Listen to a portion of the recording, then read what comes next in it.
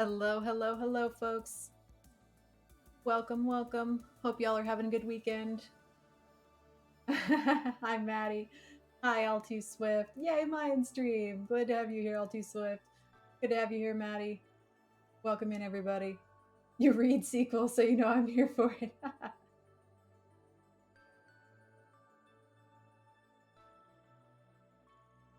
How's everybody's weekend going so far?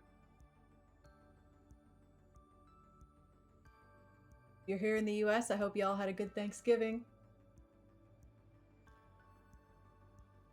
All right, we're going to get started here in about 1 minute.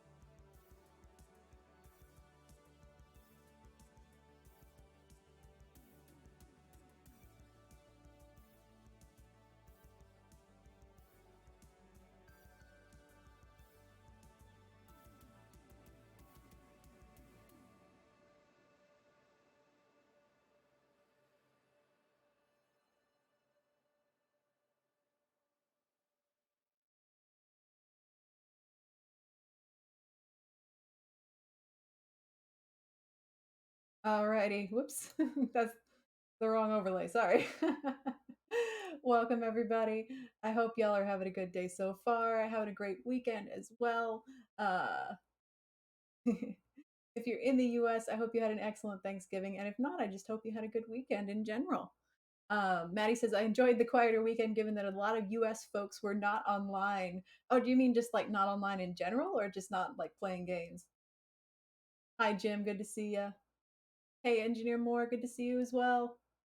Hey, Domini, welcome to the stream. Hope you're having a good day. Good to have you here. Hey, Renitz. Yeah, so I'm guessing that we might have kind of a small group today, and that is perfectly fine. A lot of folks are still enjoying Thanksgiving with their families. I was enjoying Thanksgiving with my family up until yesterday, so um, might just be a little group today, which is why I kind of wanted to do something that I wanted to do.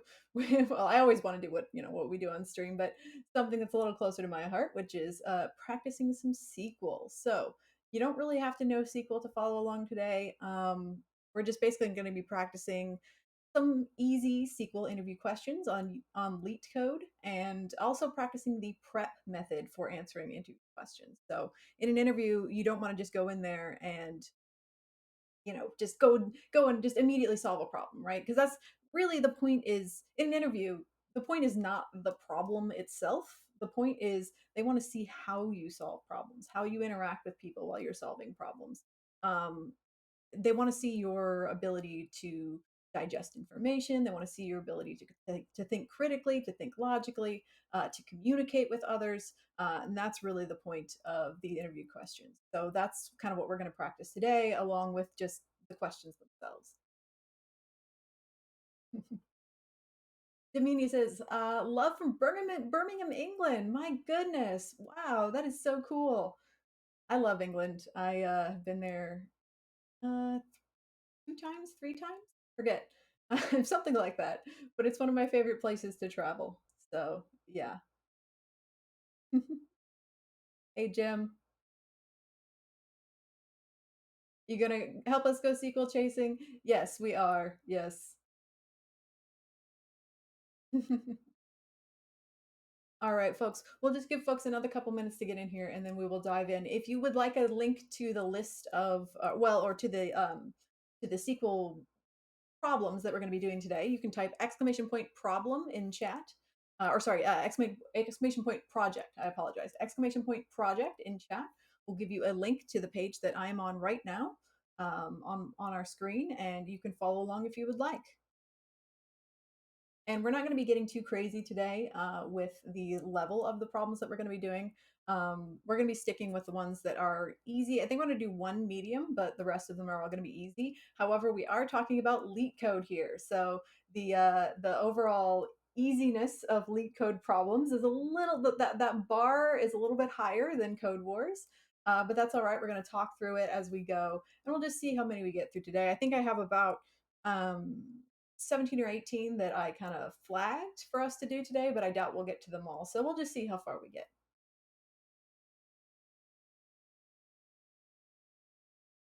Left join or right join is the question of the day for Maddie Two Shoes. Yeah, that's a very good question. Sometimes it just depends.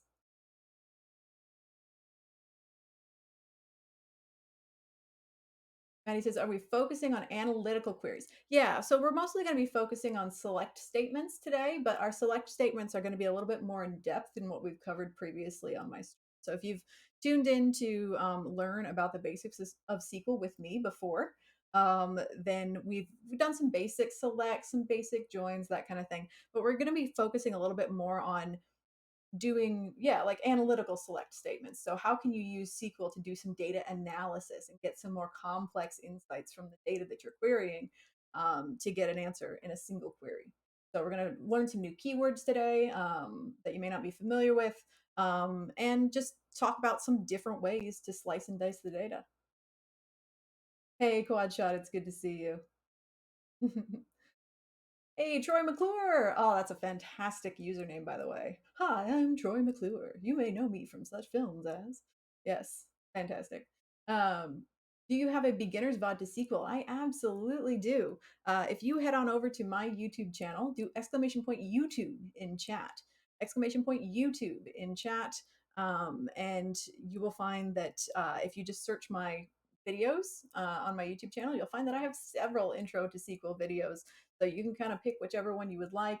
Um, they're all somewhat similar, recovering similar topics, but it just depends if you like more, more problem practice or more general theory. There's I my the each of the videos is kind of tailored slightly differently. So yeah, go ahead, take a look. Here, I'll get you that link to my YouTube channel if you need it. Oh, you got it already. All right, thanks, Troy McClure.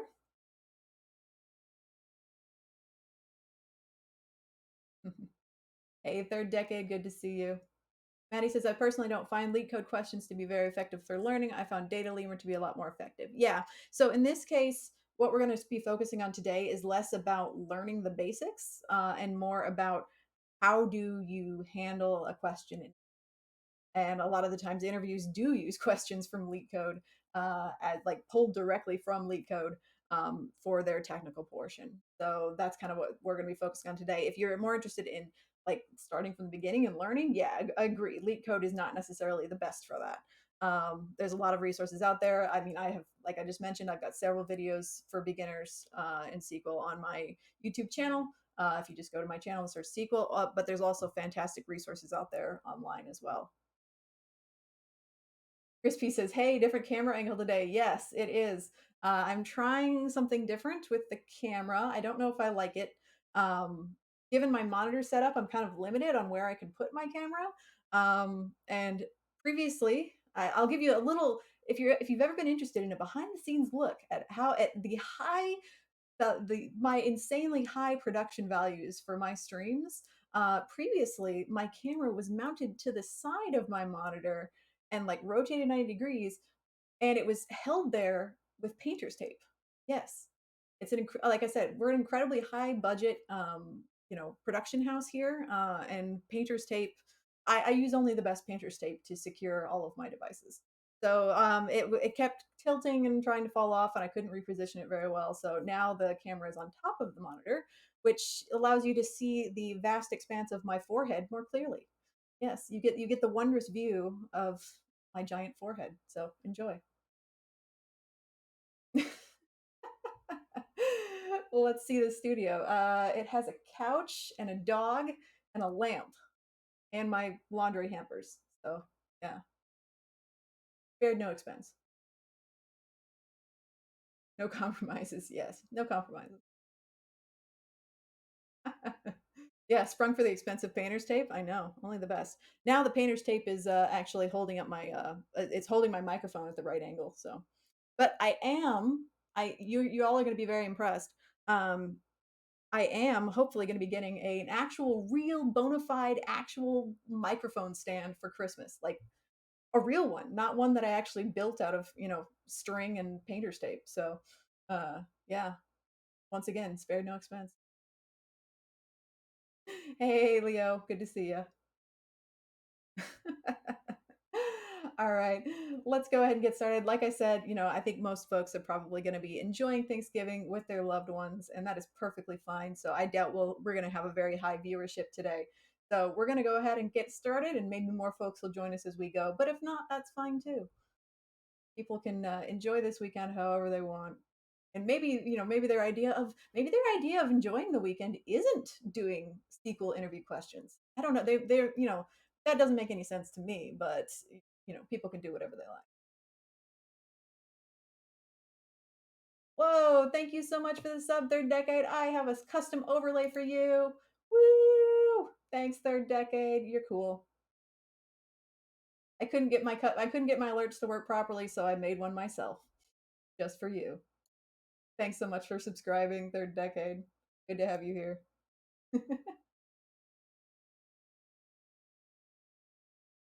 Leo says SQLing today. I was just learning GraphQL. Yeah, that's on my list of stuff to learn. Yeah, I would like to learn GraphQL as well. All right, let's go ahead and get started. So if you're not familiar, LeetCode is basically it's a coding quiz challenge platform.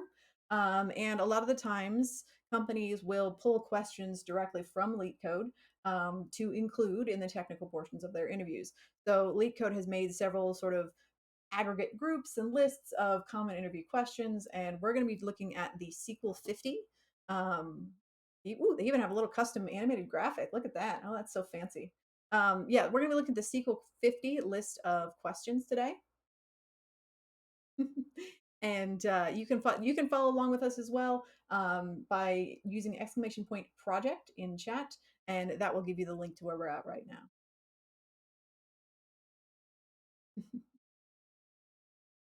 All right, here we go. So let's go ahead and get started. And don't worry if you're not familiar with SQL, we are going to be talking through these as we go. And we're going to be taking our time with each problem. So I'm not don't expect me to bust through them. Oh, that's really small, isn't it? Let me zoom in here. I think I should be able to use settings and maybe I remember I've done this before. Teen bigger. All right, can you read that? Hopefully that's big enough. And we'll also move this panel over a little bit. And we'll zoom in, see if we can zoom in on this. Give me just a moment to get adjusted here. Back down. There. Okay. Is that visible to everybody? Can you all see that? Or I mean, read the text well enough? And you can see that I have done most of the ones I have done the ones that we're going to cover today. I have done them already, but some of this is practice for me to practice with the prep method for interviewing. And because I can sit and answer all these questions in a vacuum, no problem, but to talk through them live is a little bit different. So looks fine. Okay, great. So, and as I mentioned today, we're going to be using the prep method for answering interview questions. So if you're not familiar with that, what that stands for is parameters, returns, examples, and pseudocode. So that last P stands for pseudocode. So parameters, returns, examples, and pseudocode. So whenever you're approaching a problem in an interview, in a technical interview, you're going to want to make sure that you are talking through each of those elements and making sure that you're crafting your answer in such a way that it meets all the requirements of the problem. All right, so let's look at this first one here. Recyclable and low-fat products. So we have a table here, and it has 3 columns: product ID, low fats, and recyclable. And you can see that they've given us the test case here that they're going to be testing us on. So case 1, product ID column has integer values of 0, 1, 2, 3, and 4. These other columns here, low fats and recyclables, those are basically Booleans, yes, no values. So they could be either Y or N. And they're telling us here that product ID is the primary key or the column with unique values for this table. So when you hear the word primary key, if you're not familiar with SQL, when you hear the word primary key, what they're talking about there is the unique identifier for the row. So an ID that cannot be repeated and can be used to identify that row specifically. So that's primary key. Low fats is an enum of type yes or no, where Y means this product is low fat and N means it's not. So I guess it's not strictly well, it is kind of a Boolean because it can be one value or the other, but in an enum, it's basically a restricted list of values to choose from.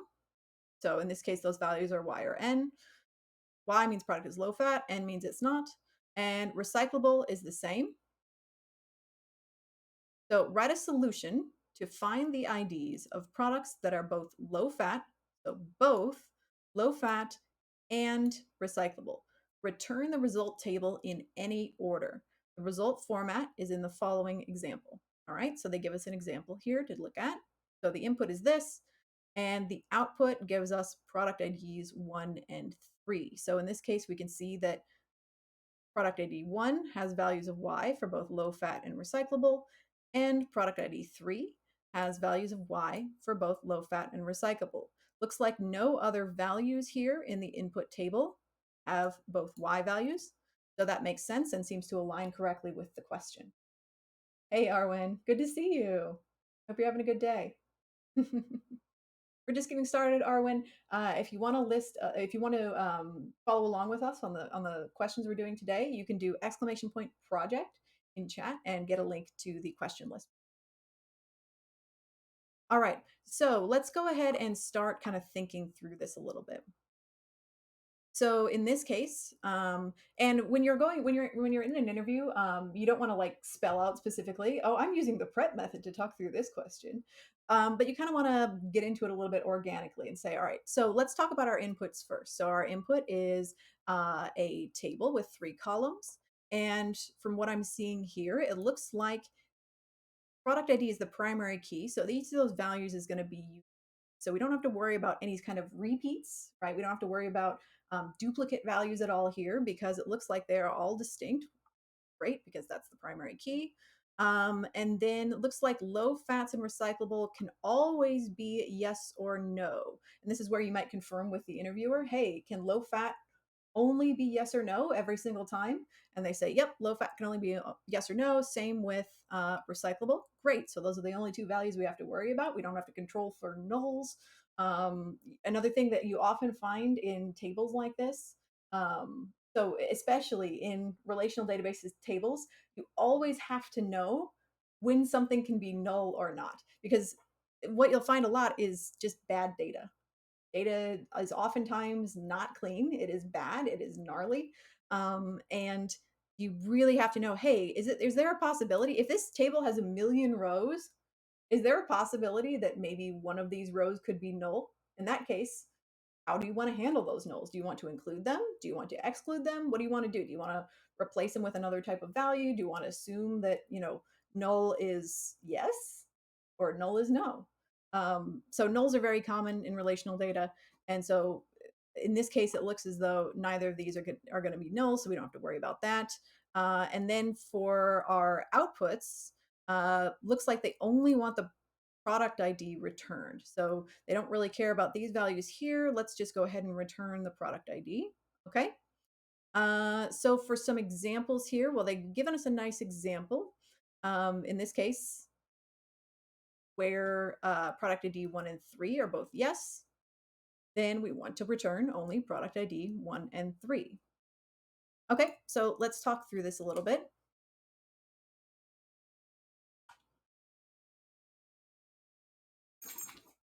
All right, so essentially what we want to do here is we want to, and this might seem like a little bit, if you're familiar with SQL, this may seem like a little bit of overkill. That's my dog. You can see his butt there for a second. This may seem like a little bit of overkill almost for a simple question, a relatively simple question, but as we go along, we're going to start encountering some more complex questions. And so we're still going to follow the same process and talk through it in this way. And it'll actually come in handy in some of the questions we're later that are more. But feel free to stop me at any point if you're not sure what's going on or wondering why I'm doing something the way I'm doing it. And I'm happy to take questions at any time. All right, so let's talk through this a little bit. In general, I want to select uh, product IDs from the product table only where the product is low fat, and oops, let me read it. Low fat, and the product is recyclable. All right. So I think with this in mind, it should be fairly easy to put this query together. We're going to start with a select. And I generally, when I'm putting my queries together, I generally always start with select star from products table. So whatever table they've given us here. And let's just go ahead and take a look at the data. Let's see what we're working with. Because they've told us, maybe the interviewer has told us that the data is a certain way, but if possible, I'd like to confirm. So we're going to run this just as is, and it's going to tell us that it's wrong, wrong answer, but that's okay. We're going to run this first. We're going to refine the query as we go. So basically, I'm just going to confirm that this product, the table, and the data that we're working with actually matches what's in the test case. And yep, it looks like it does. Cool. So no surprises. All right. So format this a little bit here. And essentially, I only want to return the product ID. So I only need that column in our select statement. I don't want the rest of them. And now I need to go ahead and filter my results to only the ones that we want. So I'm going to say where low fats equals yes. Now, if I want to add another condition, what I'm going to be asking you guys questions here too at various points. If I want to add an additional condition, so we know that I can filter things with a where clause, but if I want to add an additional condition here, an inclusive condition, so where I'm considering them both at the same time, what keyword do I need? Going to keep you on your toes, occasionally fire off a question. Yeah, so got the right idea, absolutely. So Lievo, that's interesting that you said that. Yeah, so essentially we do need an and of some kind, right? We want an inclusive and. We want to say we only want to return results where both things are true, right? But unfortunately SQL doesn't have the double ampersand ability. So we're going to use the and keyword, and we're going to say let's see, what's that? Recyclable. And recyclable also equals yes. Yeah, so if we want to say where two things are true, then we would use where and then and. Now, what if we wanted to say where, let's say we wanted to return some everything where low fat is, where something is low fat and or recyclable. Maybe both of them don't need to be true, just one or the other. So what keyword would we use in that case? What if we only needed, one of these two to be true at any given time, one or both? Yeah, you would just use the or keyword instead. But let's go ahead and run it with and.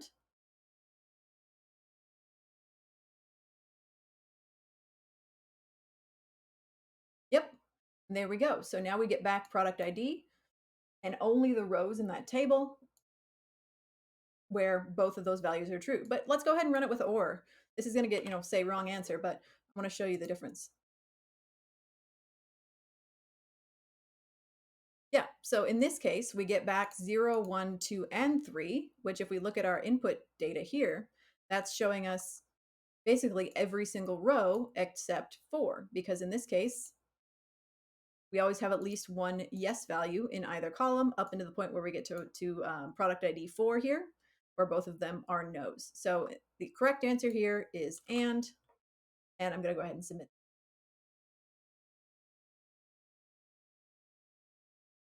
Hooray!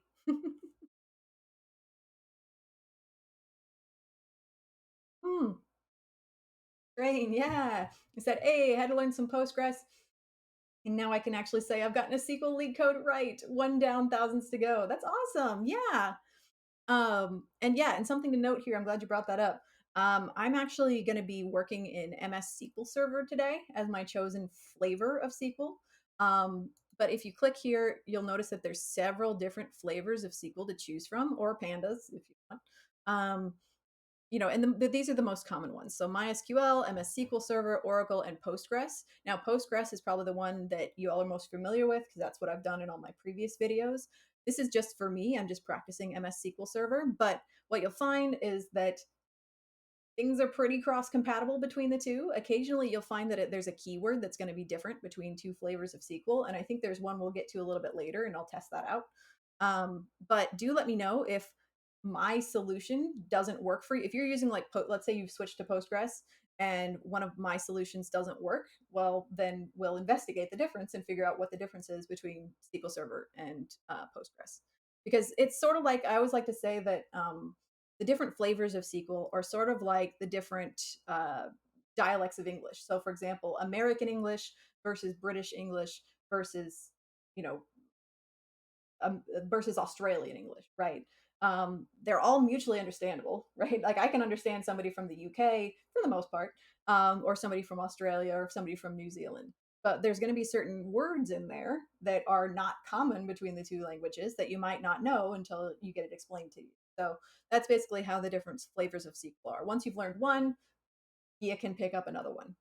In my career, I started out using T-SQL, which is MS SQL Server SQL. And then I moved to Oracle SQL. And for most of my classes, I teach using Postgres. So I can switch between them without too much trouble. Some people get hung up on, oh my goodness, which version of SQL should I learn? And I'm like, just learn whichever one you have access to. It doesn't matter. You'll be able to switch between them.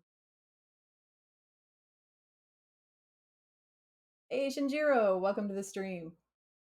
There's some web-like leak code for newbies who are learning HTML and CSS. Um, so there's code. I would suggest if you're brand new to coding, I would really suggest Code Wars for like Code Wars level, like 8Q levels. Those are really great for just very starting out, basic practice of JavaScript methods and things like that. LeetCode is a little bit of a step up. Um, but as far as I'm not sure, does Code Wars have like HTML and CSS questions or just JavaScript? Does anybody know? If you're looking for practicing CSS, if you're looking for practice specifically on CSS and HTML, I would go with something like Flexbox Froggy, which is a game, like an online game. That's a good one. That's a good way to practice CSS. Flexbox Froggy, Flexbox Zombies. Those are both good. Um, yeah, and then Free Code Camp also has like tutorials and practice questions. Yeah, Nerdville. I was thinking that I don't think Code Wars even has HTML or CSS questions, nor does LeetCode. But there's games out there, like I mentioned. There's Flexbox Froggy, there's Flexbox Zombies, and then Free Code Camp has good tutorials. And then also, if I don't know if you're in 100 Devs, Shinjiro, but 100 Devs, will of course help you learn web development from the ground up. So it just depends on what approach you'd like to take. Yeah, I don't think it does. Yeah. Shinjiro, don't know that one. Are you talking about 100 Devs? Yeah, so 100 Devs is actually the program that I learned web development in. And it's free and it has a Discord with something like 50,000 people at this point.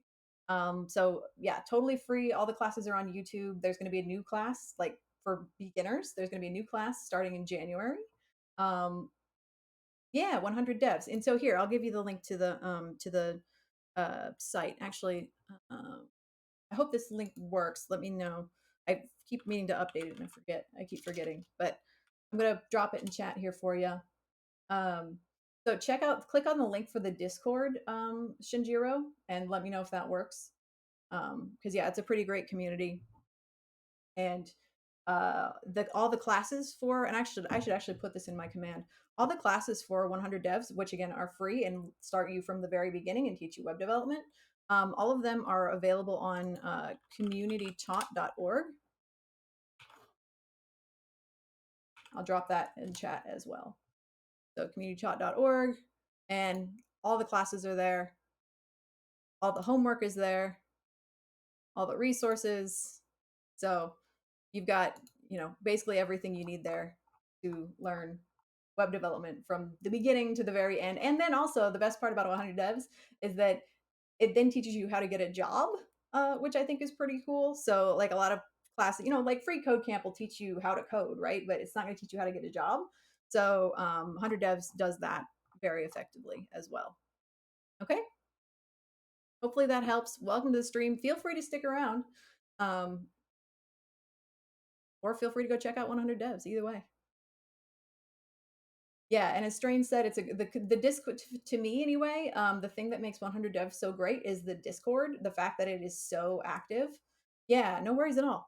The fact that the Discord is so active and you've got people on there every day who are like just volunteering their time to help out and to help newbies, and newbies can work together to work through the material. To me, that's the coolest part. That's why I like it so much. All right, I'm gonna take a quick hydrate here. Any questions on this? Any questions on this question? Did I submit this already? I forget, honestly. I did. Yeah, okay, I did. I'm going to submit it again. There you go.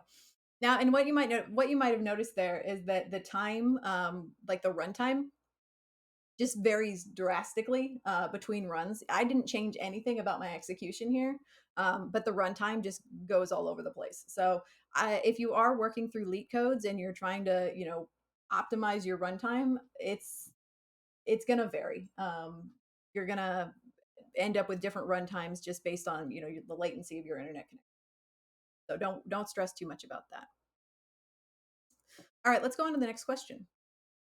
Oh, but do let me know if you have any questions on this, and I'm always happy to pause and talk through something. So there's no such thing as a stupid question. Let's go on to the next one. Oh, and by the way, captions, hopefully, yeah, I think it looks like captions are working. If you would like or need closed captions, you can hover your mouse over the right side of your window, like about here, of your viewing window, and you should see a little pop-up with a closed caption icon, and you can turn on captions and have those running to transcribe what I'm saying. Oh, and that's got the answer right there. And I did do this one in Postgres for whatever reason, but that's all right. So I'll clear that out, and hopefully you didn't see that. So, but we're going to do this one two different ways. I want to show two different ways of solving this problem, so I think that'll be fine. All right, so here we're given a table where once again ID is going to be our primary key, so that's the unique value for the table, and each row of this table indicates the ID of a customer, their name, and the ID of the customer who referred them. Okay, and we're being asked to find the names of the customer that are not referred by the customer with ID equals 2. So that's a slightly confusing wording there. We'll want to revisit that a little bit here. Return the results table in any order, and the result format should look like the following. So the input here, and then the output has just the name of the customer itself, no other information. All right. So one thing I'm immediately noticing here about this input table is what I mentioned before. Often in data, in relational databases, you will have to deal with null values. So null values are extremely common, and we can see that we have a few here. So IDs 1, 2, and 4 apparently do not have anybody who referred them. So we're going to have to handle those nulls, and we'll play around a little bit and see how those nulls behave and how that might affect the way we have to write this query. Now, what are they asking for here? So our input is this table. Our output should just be a list of customer names. And it looks like, looking at this list of customer names, we're being asked to return all rows that are not referred by customer with ID equals 2, and that does seem to include nulls. So a null refer value counts as not 2. All right, so in this case, we would want to return the names of Will with value of null, Jane with value of null, Bill with a value of null, and Zach with a value of 1, excluding the values of Alex and Mark, who have a referee ID of 2. All right. And we aren't being asked to put them in any particular order, so that should simplify our select statement a little bit. All right. So obviously we're going to start off with something like, actually I'm going to pseudocode this first. Return the names of all customers who were not referred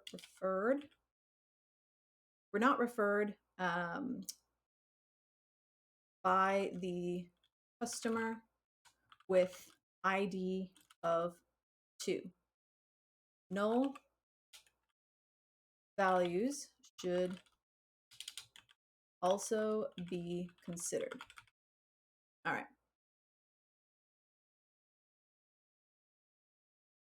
So I'm going to select, if I could spell, not like I do this for a living or anything. Select star. Well, I generally always start my queries with just a select star, as I mentioned before, just to make sure that the test case we're being given here matches the data we're actually working with. So we'll run this. Let's take a look at our data. Oh, thank you so much for the sub, MKE Beast. I have a special overlay for you. Oh, I forgot my from. I got distracted by the sub. All right, we'll run that again. And here we go, MKE Beast. Yay! Thank you so much for subscribing, MKE Beast. You're very cool. Thank you for the sub. Hope you're having a great day.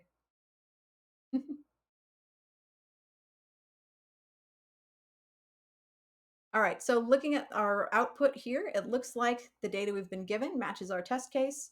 So we know what we're looking at here is what we're actually working with. Now I want to return just the name. Oh, thank you, MKE. Always good to see you here. And what do we think my where clause might be? So if I want to filter, as we said, I want to get the names of all customers who are not referred by the customer with ID of 2. And one thing to note here is that our referee ID is an integer. So we can treat it like an integer. An integer is a number. It's not a string. So we can treat this like an integer and do filtering based on the fact that it is an integer. So what should my where clause be here?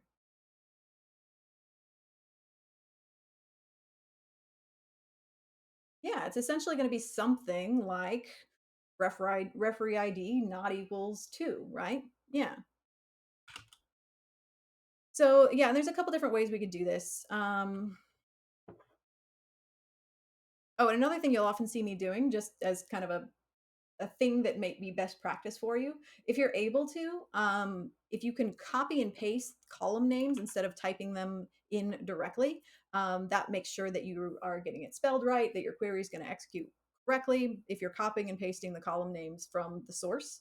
And so you'll see me doing that quite a bit. That's why I do that, because you all know how bad I am with spelling. All right, so yeah, let's try it a couple different ways. We're going to do it a couple different ways. So let's do it this way first.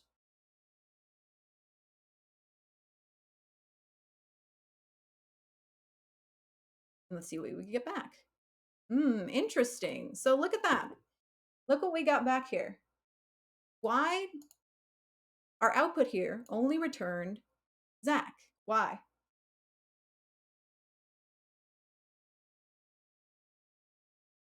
Why did it only return Zach?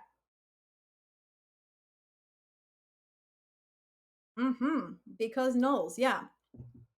So, and that's why I put here explicitly that null values also need to be considered. So we're going to need to figure out a way to handle the nulls.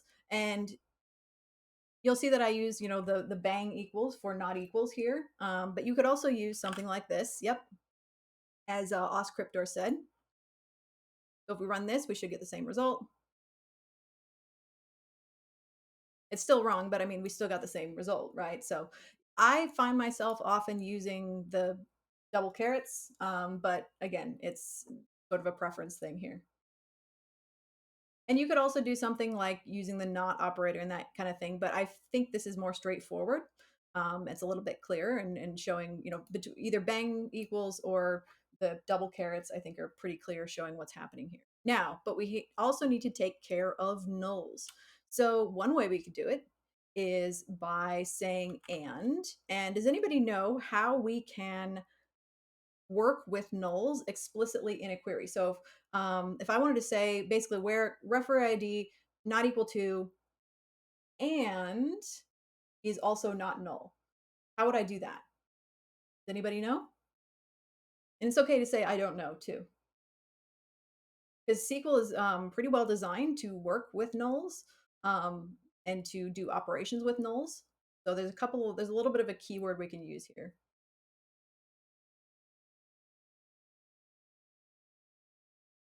No idea. That's okay. Yeah, no worries. So here in this case, we can basically just explicitly say, and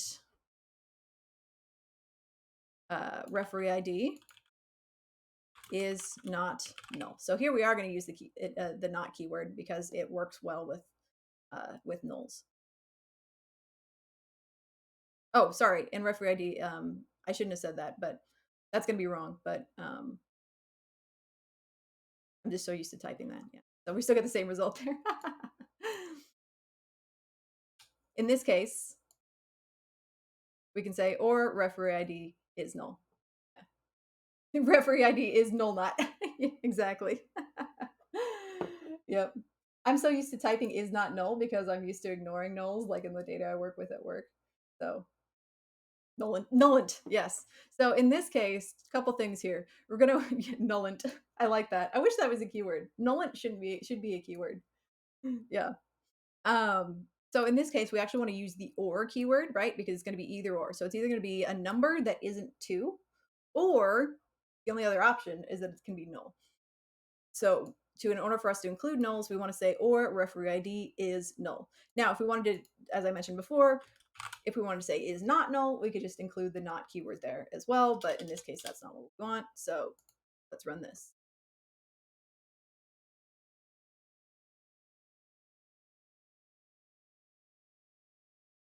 Hooray, that looks correct. Leo says, can we declare some sort of set to be excluded? Technically, yes, but it's really not necessary in this case because we have specific keywords that are going to do that for us.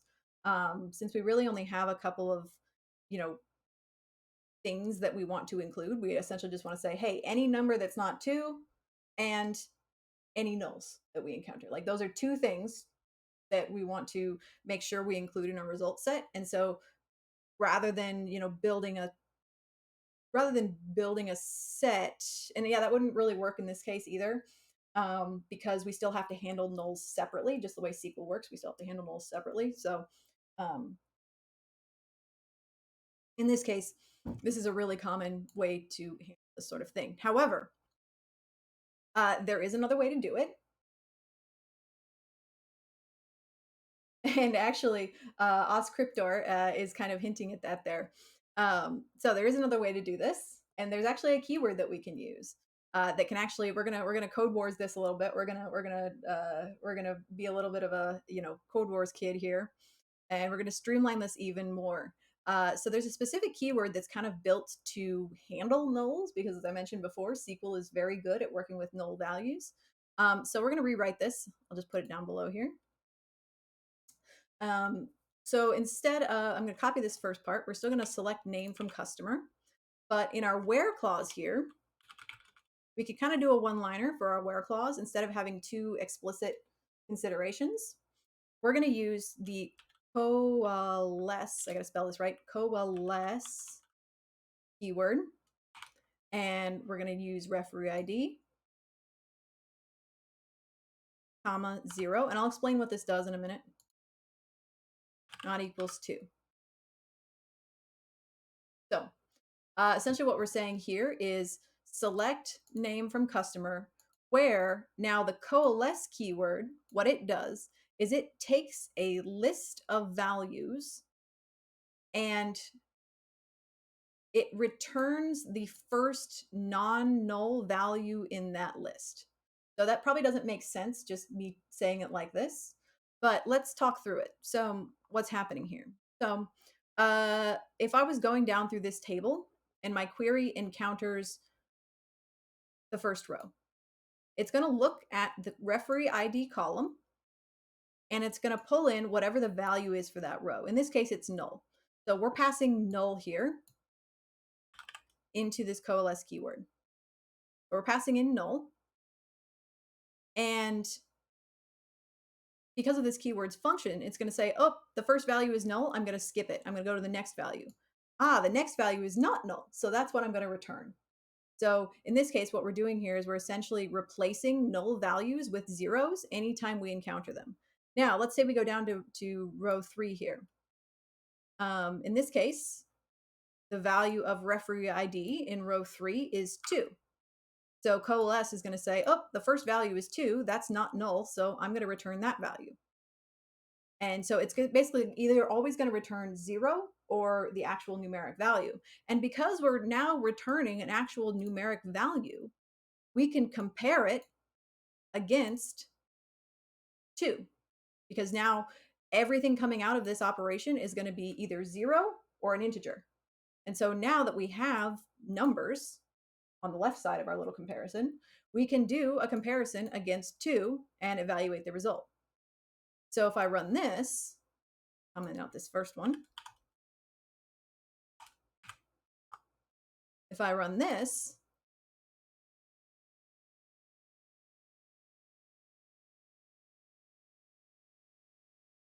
oh, I hope Postgres has coalesce. Does Postgres not have coalesce, or is that a different keyword?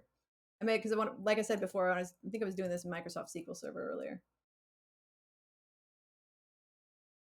Let me just type this out again. Maybe I spelled coalesce wrong. Yeah, I don't know. Coalesce may not be available in Postgres. Let's look at it. All right, quick investigation. Let's see. Because I'm sure Postgres has got to have something that does the same thing. But if I run this in SQL Server, it should work. I'll grab it from my note. Yeah, so we can see that this keyword is highlighted. So now if I run this, we should get the same result. But let's figure out what the equivalent is in SQL Server. And it maybe is null, as Oscryptor mentioned. Yeah, so that works. But let's head back over to Postgres. And maybe it is null. It's still not highlighting, but we'll figure it out. So again, this is an example of those keyword differences that you'll, yeah, so it doesn't recognize that. All right, that's all right. We'll find it. Postgres coalesce. Let's look and see what it is. All right, coalesce. Oh, does it just need a space? Is that it? Weird. I don't normally work with Postgres, so I'm learning something today too. Returns the first argument that is not null. If not, the coalesce function will return null. Okay, yeah, that makes sense.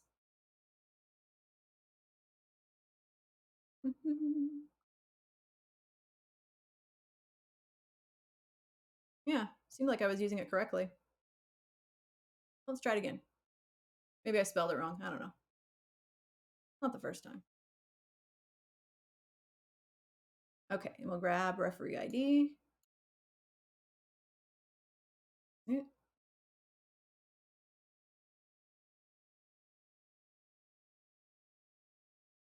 Yeah, okay. I think I may have just spelled it wrong. Again, I told you that would be an issue. That might be an issue here. Yeah, because I think that's exactly how I was trying to use it before, but you know, you never know. I think I did. I think if I go back here. Yeah, I spelled it wrong. Yep. Completely wrong. Oh me. All right, I'm gonna fix it. Oh gosh, I can't spell. Less CE. All right. I think that's correct.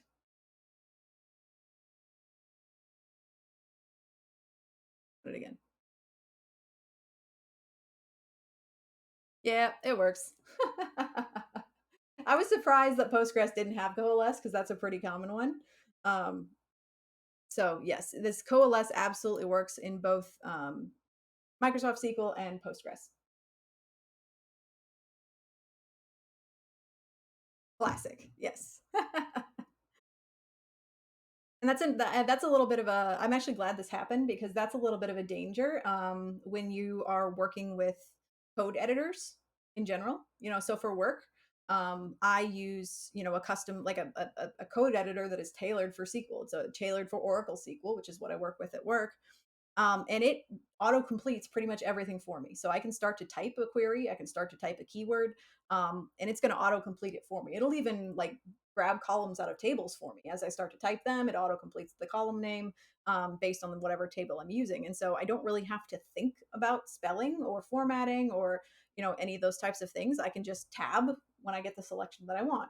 And it's the same thing when you're working with VS Code or a similar code editor. If you are always using things like Copilot or Emmet to help you autocomplete or IntelliSense to help you autocomplete your code. Then you get into an interview setting and you're like, oh crap, I don't know how to spell anything.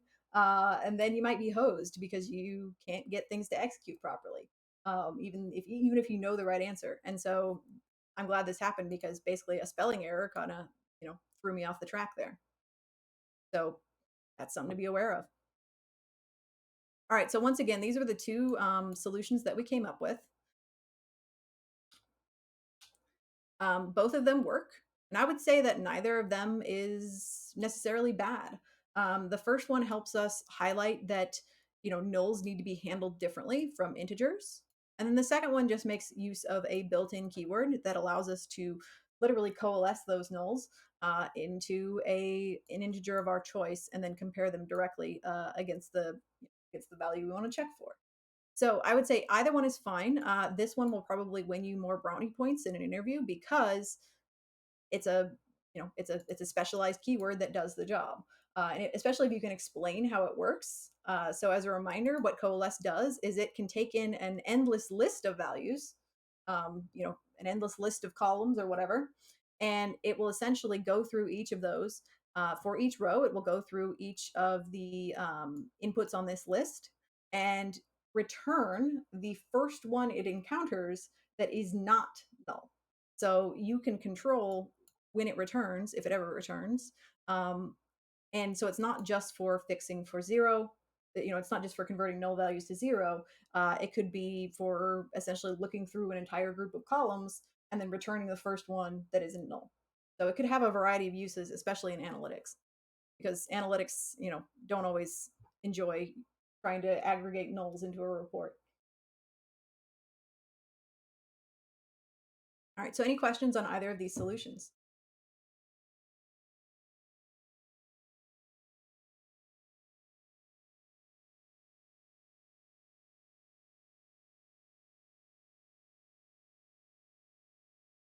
Okay. Once again, if you have any questions, feel free to ask at any time.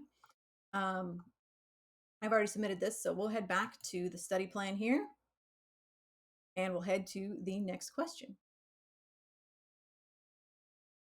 I have to clear this one out too. I don't remember, honestly. Ooh, let's clear it out. Okay. You didn't see that. All right. So for this question, they've given us a table called world. You're okay, Divine Fox. It's less about, again, it's less about the answer itself, and it's more about how you talk through the data in order to get to the answer. So knowing the answer, going into an interview, knowing you may see a question from a LeetCode that you've done already, and you're like, oh, I know the answer. The thing you should not do is just go and immediately answer the question and get the right answer in 10 seconds. Like that's not what you should do, even if you know what it is. You should talk through the data. You should communicate with the interviewer. You should talk through the parameters, the returns, any examples, and pseudocode it out, and then be able to constructively explain how you get to your answer. So that's essentially. So it doesn't really matter. We're gonna go to these, and they're probably all gonna be filled in from the last time I did them. But even if you know the answer, it's important to talk through why it works and how you get there.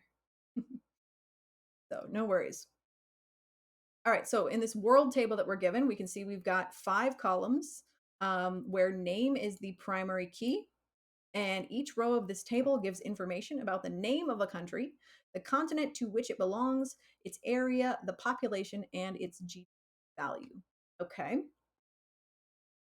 And next, they give us some criteria that help us to note whether a country is big. I like that descriptor. Just a big country. If it has an area of at least 3 million kilometers, or if it has a population of at least 25 million, I'm assuming people, or it could be, I don't know, sheep or dogs or whatever. Write a solution to find the name, the population, and the area of the big countries. So essentially, we want to filter only countries that are big by these particular criteria, and then return name, population, and area. Return the result table in any order, and they give us an example here of the input and the output. Okay, so looks like our input here is a table with all unique values since name is our primary key. Each of the rows here is going to be for a unique country. We can't have repeats. Um, Looks like the continent value is a string, as we said. Yeah, they're both varchars, which equates to string in SQL language. And then we've got the rest of these are going to be numbers of one flavor or another, 2 integers and a big int, all 3 of which are numbers. So any filtering that we want to do, we can filter. We should be able to filter these like numbers. And then in the end, what we want to return is actually not all of the columns, right? We are going to be returning the name value. We're going to be returning not the continent.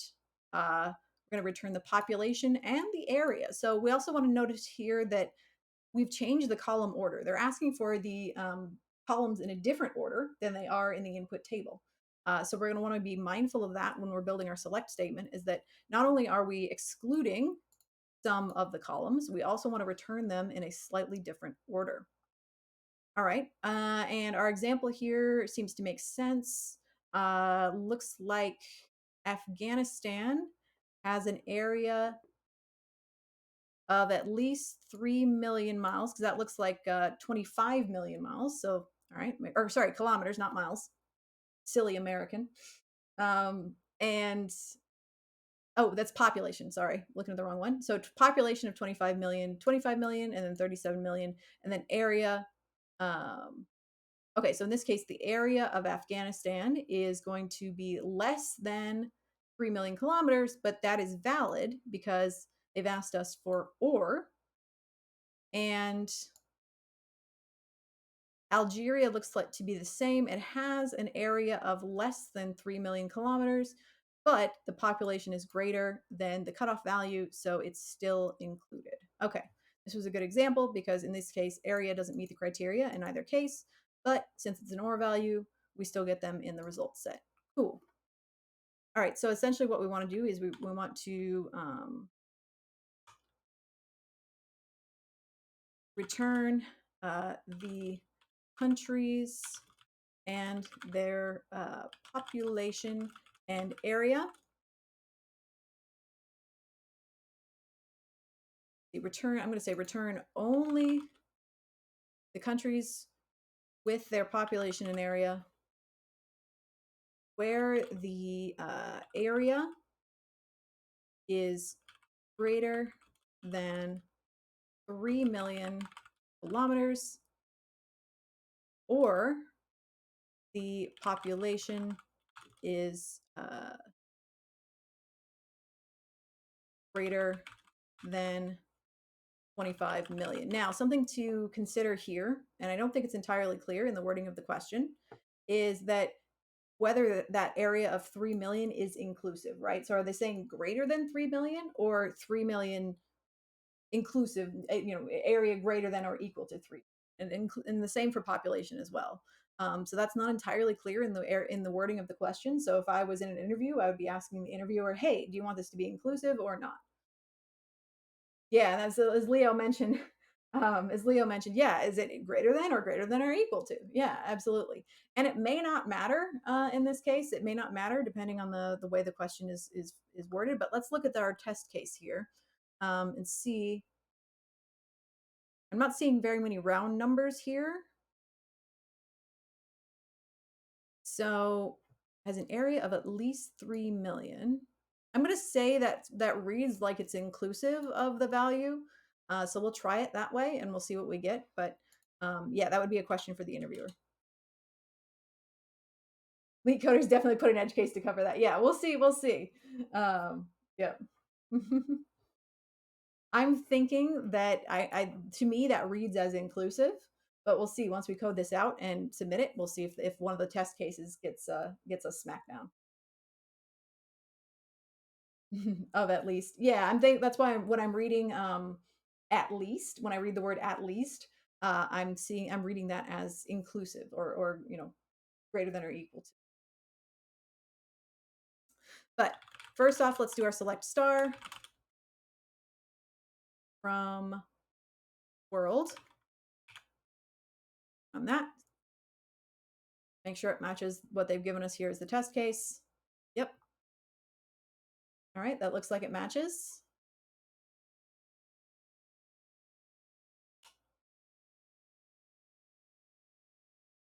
Hey, Oakley, it's good to see you.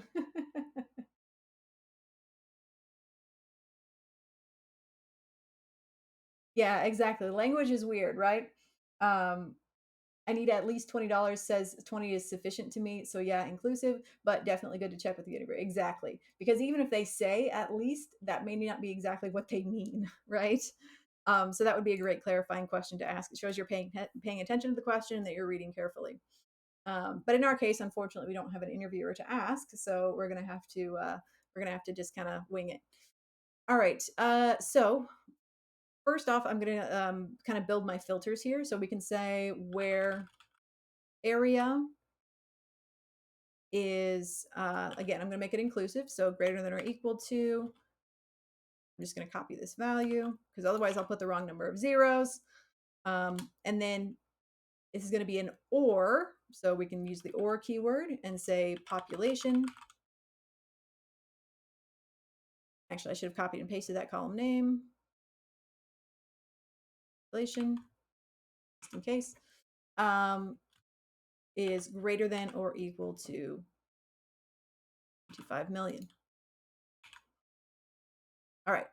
So now if I were to just run this, it's going to be wrong, but we can check and make sure that the right countries are being returned. Yeah, so we're getting the right countries back. We're getting the right rows. Now we just need to make sure that we get the right columns returned. Yeah, you could so if you were to put the commas in there, it would look something like this. If sometimes I know it's sometimes hard to tell how many zeros there are when you're talking about millions. So if I were to put the commas in, it would look like that, just to confirm that we're correct. I have to take them out to actually run it.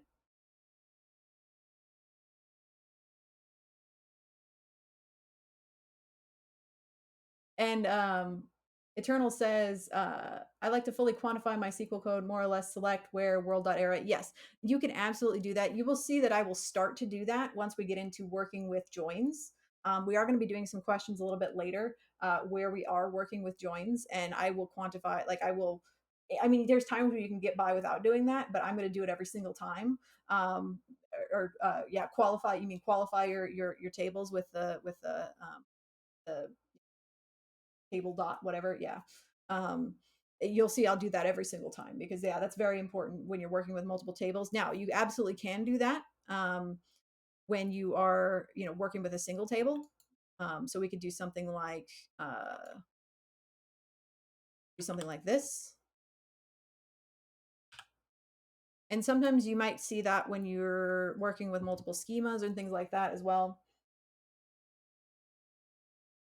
And when you're working with a single table, it isn't strictly necessary, but I could see why you might want to do that for absolute completeness. So you could absolutely do that as well. And I will start to do that once we're working with multiple joins. Yeah, you could even do yes, exactly. You could even do something like database.table.column. Yep, if you wanted to be really clear. And I have seen that done. There are times for certain queries and stuff that I do for work where we're doing things across schemas and that kind of thing, and we absolutely do that. Okay, so I want to select name, population, and area in that order. So I'm going to grab these columns, name first, name, population, and area. And when you're selecting multiple columns, you always want to make sure that you are putting your that you're putting commas after each column name, except for the last one. This is the one that what most commonly trips people up when you're writing a select query for a specific number of columns. Um, you need commas after each column in the list, except for the one that's directly in front of your from. So that one you do not need a comma. All right, let's try to run this.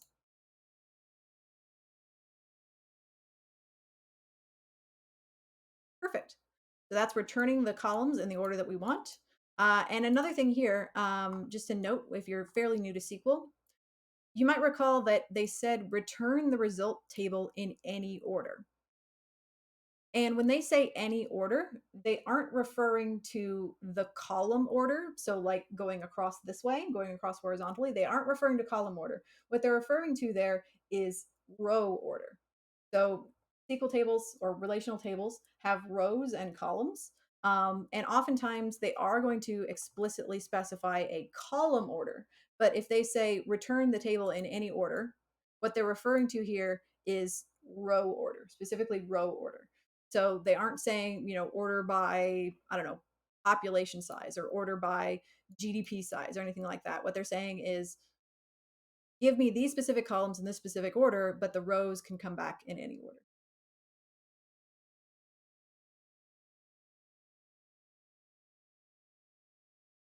Mattel says columns is fields. Generally, those are fixed, right? Oh, hey, Mattel, good to see you.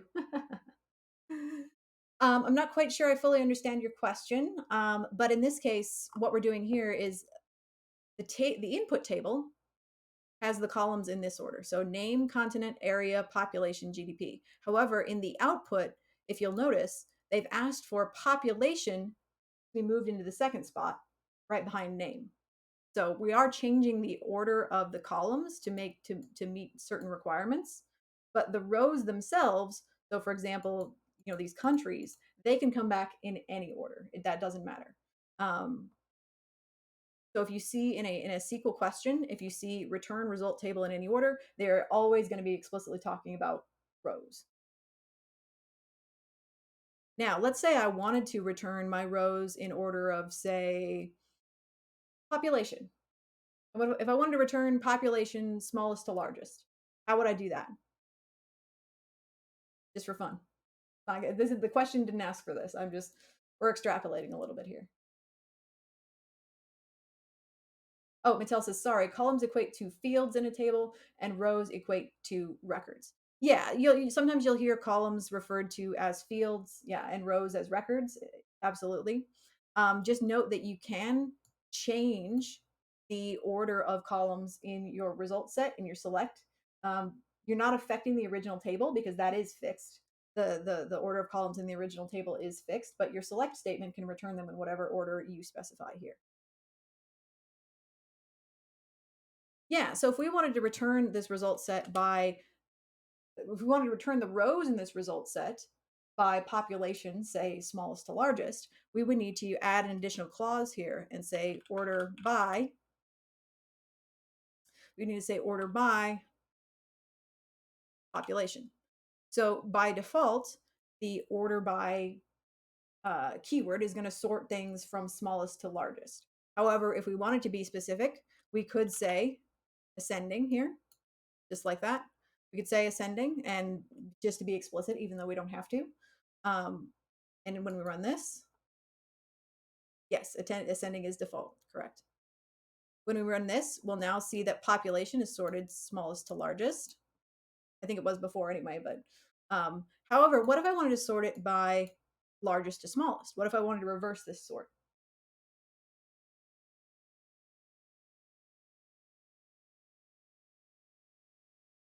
Yeah, we could just change this keyword from ASC for ascending to DESC for descending.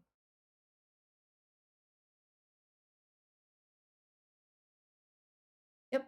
And notice too that each time I'm running this, even though I'm changing the order and I've added this order by clause, it's accepting it every single time, right? Because in the problem, they explicitly said that you can return the results in any order. So it doesn't matter what order these rows come back as long as both rows are present. Yeah. So I'm going to remove the order by clause and we'll go ahead and submit it. And this is going to tell us whether or not this should be, greater than or equal to or just greater than, but we'll see. We'll submit it.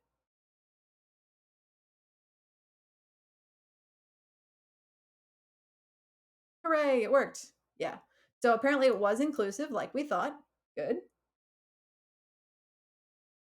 Oh, great question there, Mattel. Yeah, so you can, by cascade, I assume you mean use multiple order by statements.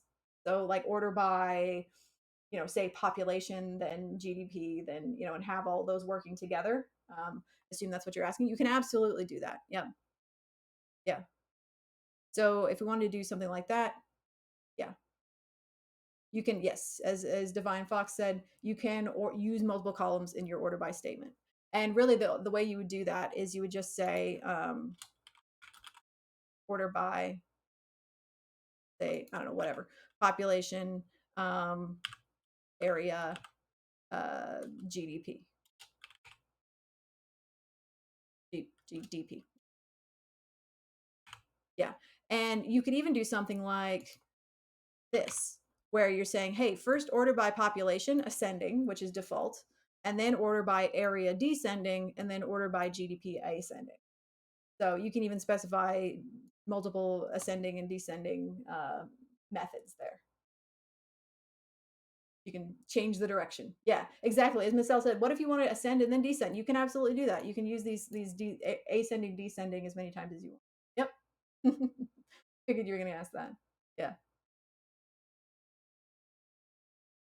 So yes, perfectly possible. Um, and yeah, you can absolutely do that. Any other questions? Those are good questions. Nerd Girl says, I don't know if anybody asked, but is this stream being recorded? Yes, it is. Um, all of my Twitch streams are recorded and they're available on Twitch for 60 days. After 60 days, Twitch automatically deletes them. I can't help that. But I do move them to my YouTube channel. You can do !YouTube in chat to get a link to my YouTube channel where my entire archive is. Just go to the videos tab on my channel and you can see, the last 2.5 years worth of videos there on my archive. All right. Okay, let's go ahead and take a break. We are due for a break. God, then YouTube. Yep, exactly. Yes, we are due for a break. But the nice thing about my YouTube channel is that it's not monetized, so there should be no ads on my YouTube channel. If there are, I'm going to be mad. But yeah, I have not monetized my YouTube channel, so it should be ad free for all your VOD watching enjoyment needs. No worries, Nerd Girl. It was good to see you. Yes, and I move them over roughly once a month. I'm actually transferring another batch of videos over to my YouTube channel like now, today, right now. It usually takes about 24 hours for them. Since my videos are so long, it usually takes about 24 hours for all of them to make it over to YouTube and finish processing. But I should be able to release them soon. All right. So let's go ahead and take a break, 5 minutes, and then we'll come back and we'll keep going on some problems. If you think of any questions, feel free to drop them in chat during the break and I'll answer them when we come back. Yeah, I think we're coming along pretty well. Next up will be I'll put the next question up here on screen so you can read it if you want, or read it on your own screen during the break and kind of start thinking about it a little bit. And then when we come back, we'll talk through it. Alrighty. And we usually, for those of you who are new here, we usually take a break about once per hour, roughly, for about 5 minutes, so you can go and stretch and get up and get a drink of water, and then come back and feel refreshed. What I'm going to do. So I will see you all back here in 5 minutes.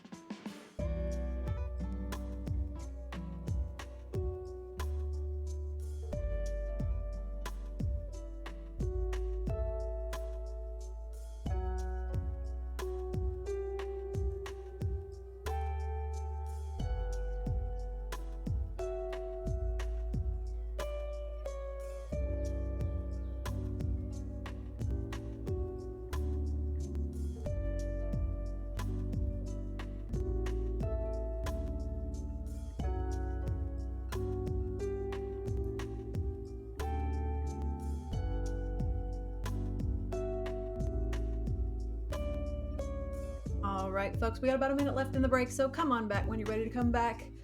Get up and stretch if you're able to do so. Get yourself a drink of water. Use the restroom. Pet your dog. Pet your significant other with their permission, of course. And then come on back when you're ready. Hey, Grizz, good to see you.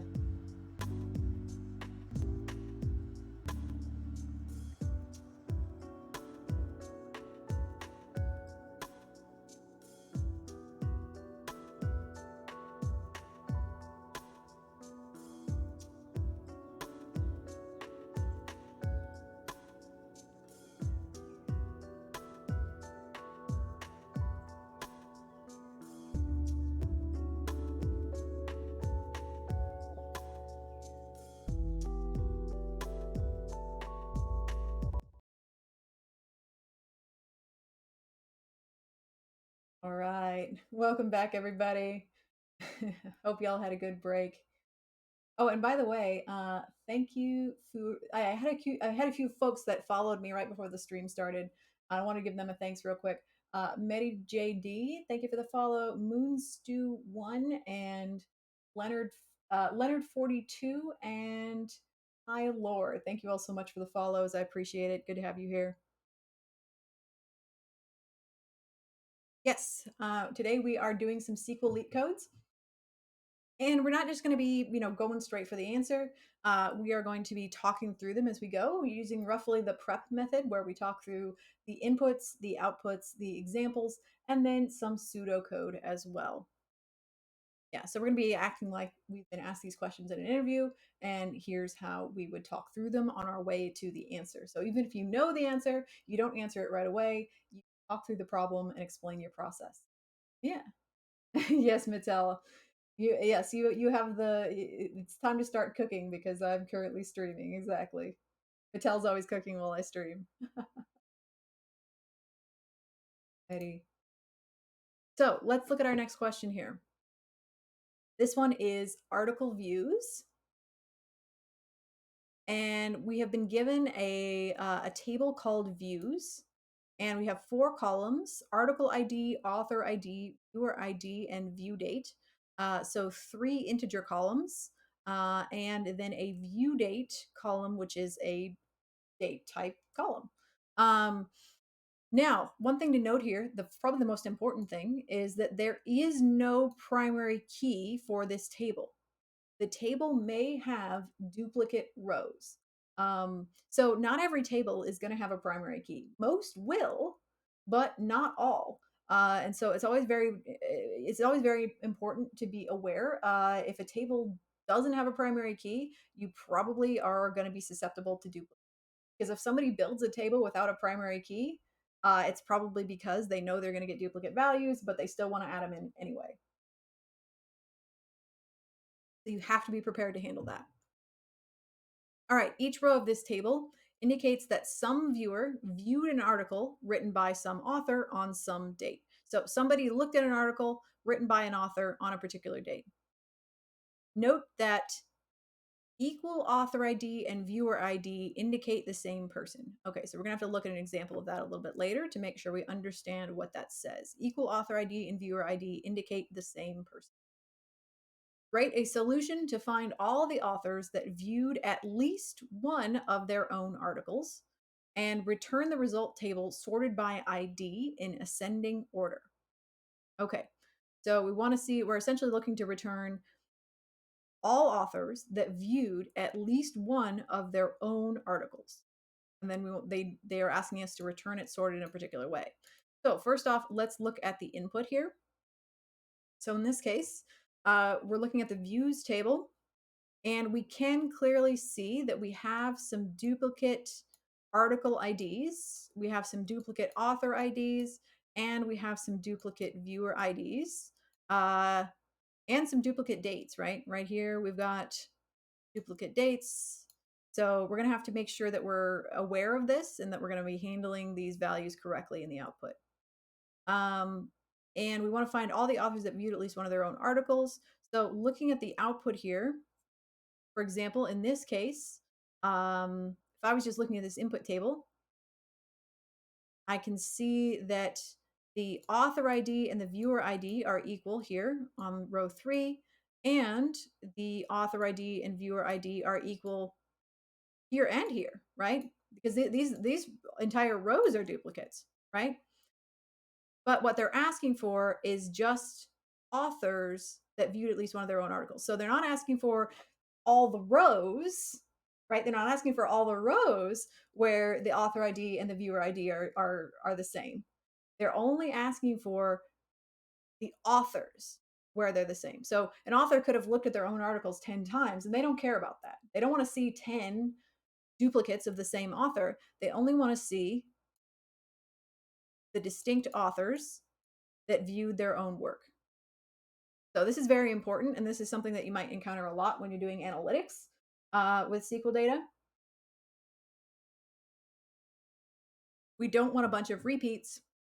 We only want to see the unique authors that viewed their own work. And so specifically, they're asking us to only return that ID as well.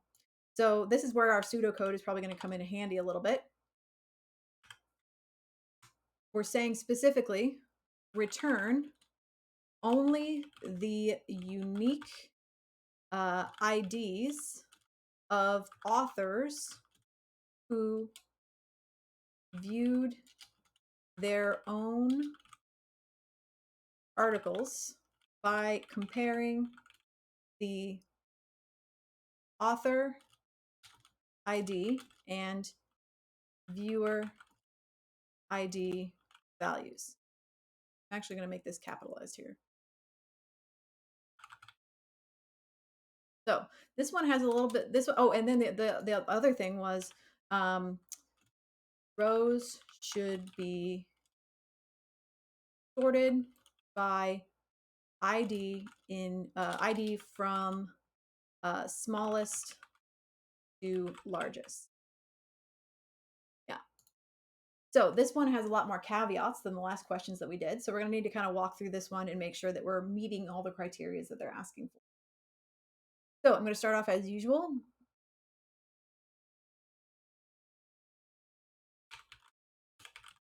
Select star from views. Run that. Hopefully it should match the test case here. Yep. So it looks like that's correct. So we can refer to the test case for the type of data we're working with. Now, I know that in my output, I only want to return the value of ID. So I can kind of just say that right off the bat. Select ID. However, this is a good one. I like this. So what do you notice about the difference between the input and the output as far as this author value here? What do you notice about what do you notice is the difference between the input and the output? Other than the values themselves. Something important here.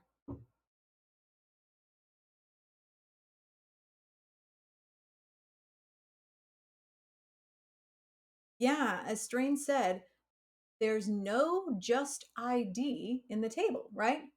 The output column that they're asking for is called ID.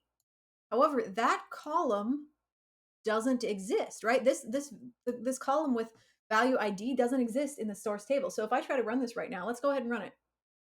If I try to select column ID, right? We get an error. Column doesn't exist. So this could easily trip you up. What they're actually asking for is article ID, right? So if I run that, or sorry, not article ID, author ID, my bad. Select author ID. Oh, tempted to run too soon. Okay, please try again in a few seconds. Cool. Thanks, LeetCode.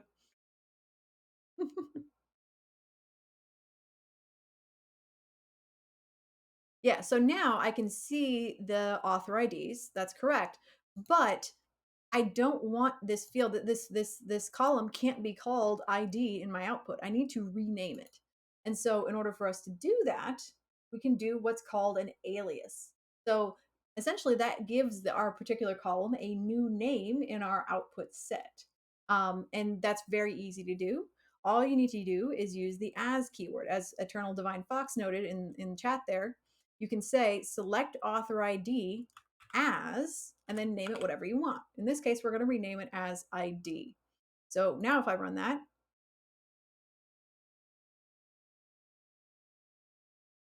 our result column is now called just ID. So that's the first step. Now there's some more work we have to do, but I did want to point that out as something that could easily trip you up in an interview, as saying, hey, what are they actually asking for here? They're asking for the author ID, but they want the column in the output to have a different name. And aliasing can actually be very helpful when you're working with data and when you're providing data to a customer. So a lot of the times, tables in databases are not going to have the best column names. They're going to be maybe really abbreviated. They're going to have a bunch of numbers in them. Maybe those columns are coming from an automated system, and that automated system doesn't care what the heck those columns are named. So they're just going to be garbage. And so if you're wanting to provide that data to a customer and write a SQL query for your customer, you'll often be aliasing columns in order to give them names that a customer can actually in your output set. Now, this doesn't affect the original table at all, right? It keeps the source data the same. You're just giving it an alias in your results. So aliasing is very common. We're even going to do that we're even going to alias table names a little bit later once we get into joins. We're going to be doing some aliasing on table names to help make our queries a little bit more compact. All right, so select author ID from views. Now we need to actually filter this and make it behave properly. All right, so from views, now we want to check and see where our author ID is the same as our viewer ID. So we're gonna have a where clause here, obviously. And essentially I wanna say, all right, where author ID is equal to whatever value is over here in viewer ID. So since both of these are, essentially, I know they're essentially integers. We were given that in our table description here. So I can just use an equal sign and say, hey, where author ID equals viewer ID, then only return those values. And you'll notice here, if you're familiar with JavaScript, you might say, well, do you need like a double equals or a triple equals or whatever? In SQL's case, when you're equating two values like this, you can just use a single equal sign, and that will, it'll work as an equal sign. You don't need to do anything special there, double, triple equals, whatever. It will just plain equate those two values. So if you're familiar with JavaScript, you might have had that question, but in this case, this will work just fine. Now, this is going to get us close, but not quite there. If you know the answer, don't share it yet. We're kind of just walking through this incrementally as we go. So we're getting closer, right? Getting closer. Now we're only returning the rows where our author ID and viewer ID are equal, right? So in this case, authors that viewed at least one of their own articles. Yeah. So in this case, 4 and 7 is correct.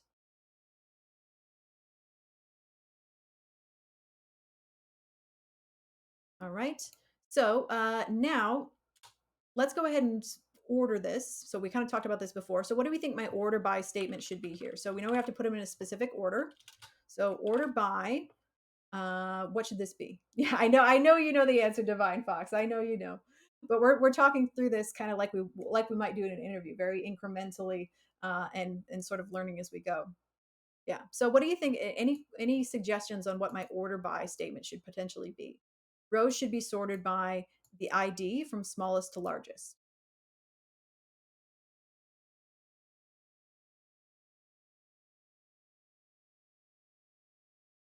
Yeah. So we do need to definitely order by that ID value. So let's go ahead and try that. Order by ID. Ah, that's a good question. I like that question.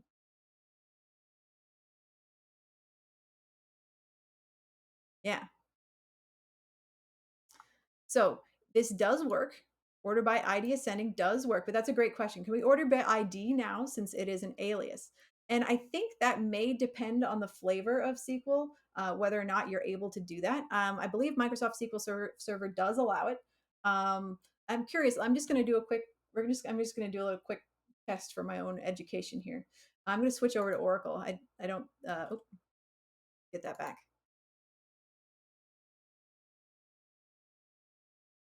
Try something here.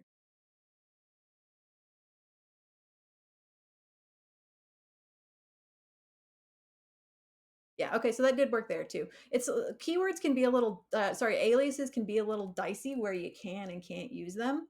And so I agree with what Strain is saying there. What I would do is this instead. So you're aliasing it in your you're aliasing it in your result set as like a name change in the display, but everywhere else, I would use the original name like this. Absolutely. So switch this back.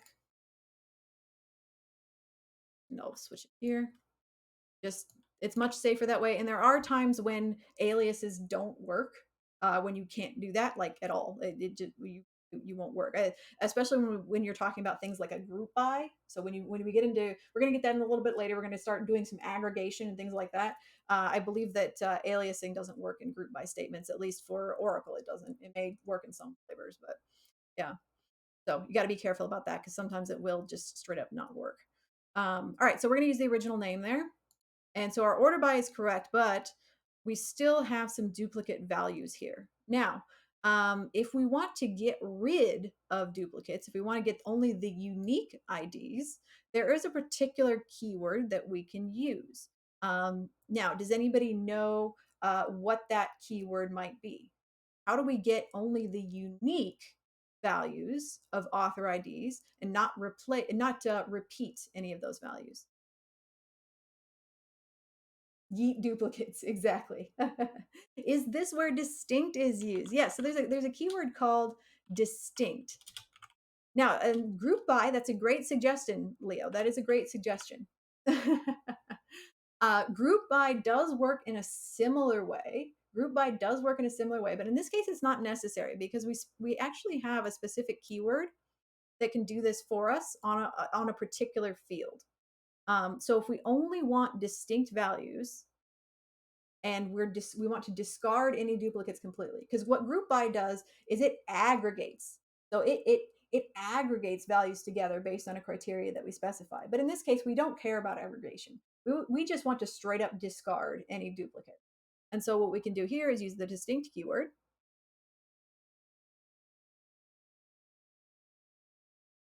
And what that will give us is only the distinct or unique values.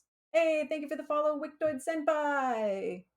Thank you so much. Good to have you here.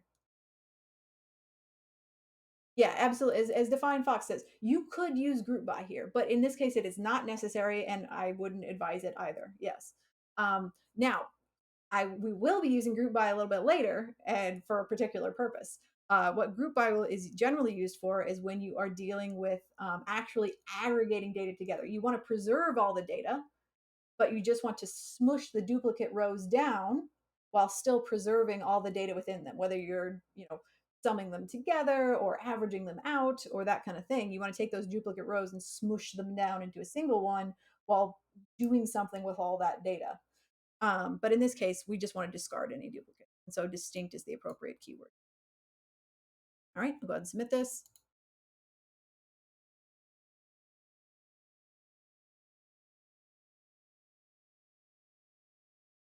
Ta-da! Hooray!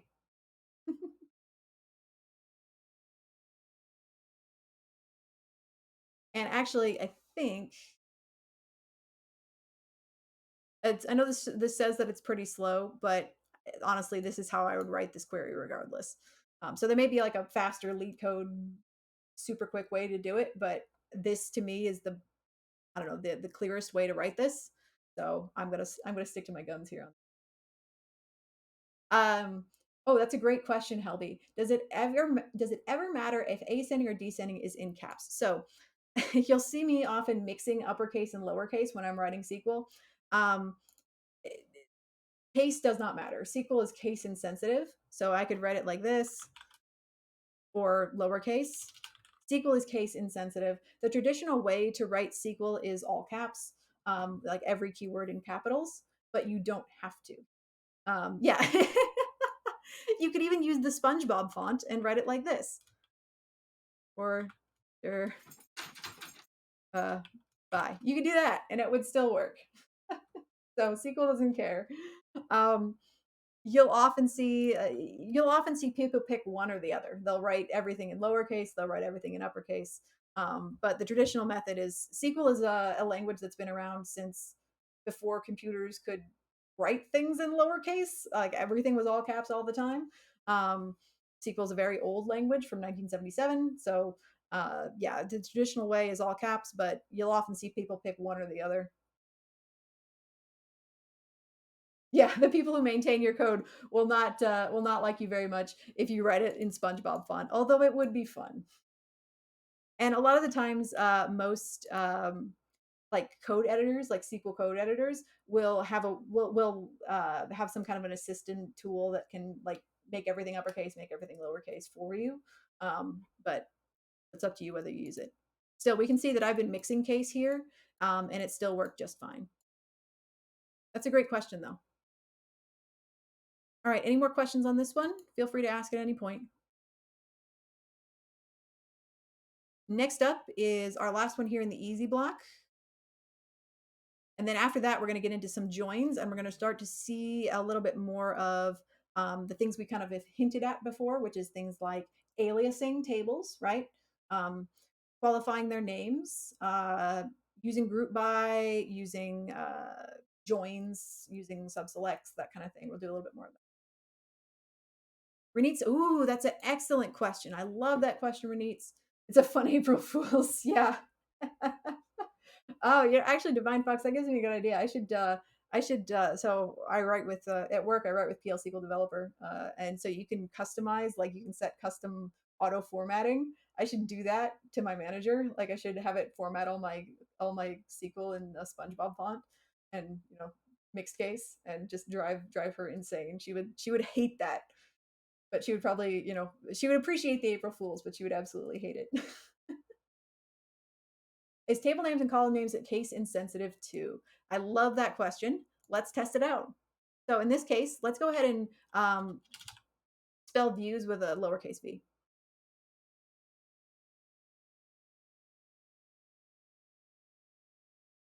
Yeah. So in this case, views, it was still able to read views just fine. So there was no problem there. We can also do something like this.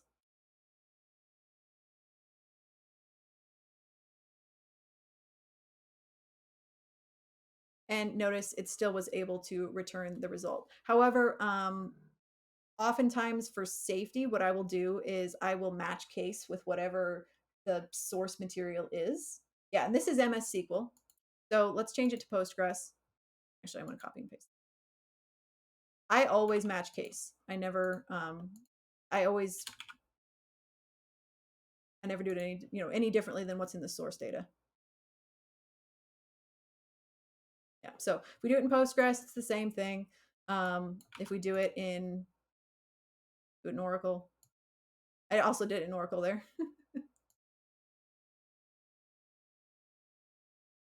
Yeah. So we can see that that's going to work across the board in multiple flavors of SQL, but I never change case from the source. I will always, if I can't copy it, like I will even copy and paste the column name from the source table and like put it directly into my target query just to be safe. Because sometimes you'll have column names that are extremely similar, but not identical. And so it can be really hard to tell them apart if you're just screwing around with case and crossing the streams there. Constraint says write a script, fork it, and submit it for review. Yeah, she would hate that. Great questions, though. I love that. Yeah. SQL. So in general, SQL is interesting because it cares a lot about some things and cares very little about other things, such as case. It's really not going to care. Spacing. So, for example, like I can really format my queries however I want. Right. I could put all of this on one line I could do a like a Code Wars one liner out of this query, and it would be just fine. So like this, as long as I put spaces between the words themselves, like this will work. Run that, and it works. Or I could, write every single word on its own line, and that would work too. Or and I can use tabs. I can format my queries however I want. I usually format them in this specific way, just because it's more readable this way, where each clause is on its own line. But yeah, you could, I could put 6 tabs after this, and it would still run. Yeah. And Divine says one-liner SQL is not readable and or maintainable. Yeah. So friends don't let friends write one-liner SQL queries, unless they are legitimately just like select star from table. If your query is anything more than select star from table, then you should put it on multiple lines, because your friends will hate you if you don't. Yep, it's white space insensitive, correct. However, it is extremely particular about things like data types, and punctuation. So if you recall, if you're selecting multiple columns, you need to have commas after each column. Man, I can't talk anymore. You need to have commas after each column. If you're running multiple queries at the same time, multiple select statements within the same window, you're going to need to have semicolons. Semicolons are also required in certain other conditions as well. Yeah, the semicolon. Yep. So if you're running a single query, you don't need to put the semicolon. However, if I'm running multiple selects here, so like this, and I want to run both of these at the same time, it's going to freak out if I don't have this semicolon here. So it is required in some cases. Some folks put semicolons after all their queries. I'm not very good at that, but it's probably best practice. Yeah. All right, let's head on to the next one. Feel free to ask more questions as you think of them. These are great questions. All right, so we've got a little Twitter drama here, as it used to be called Twitter. I still call it Twitter.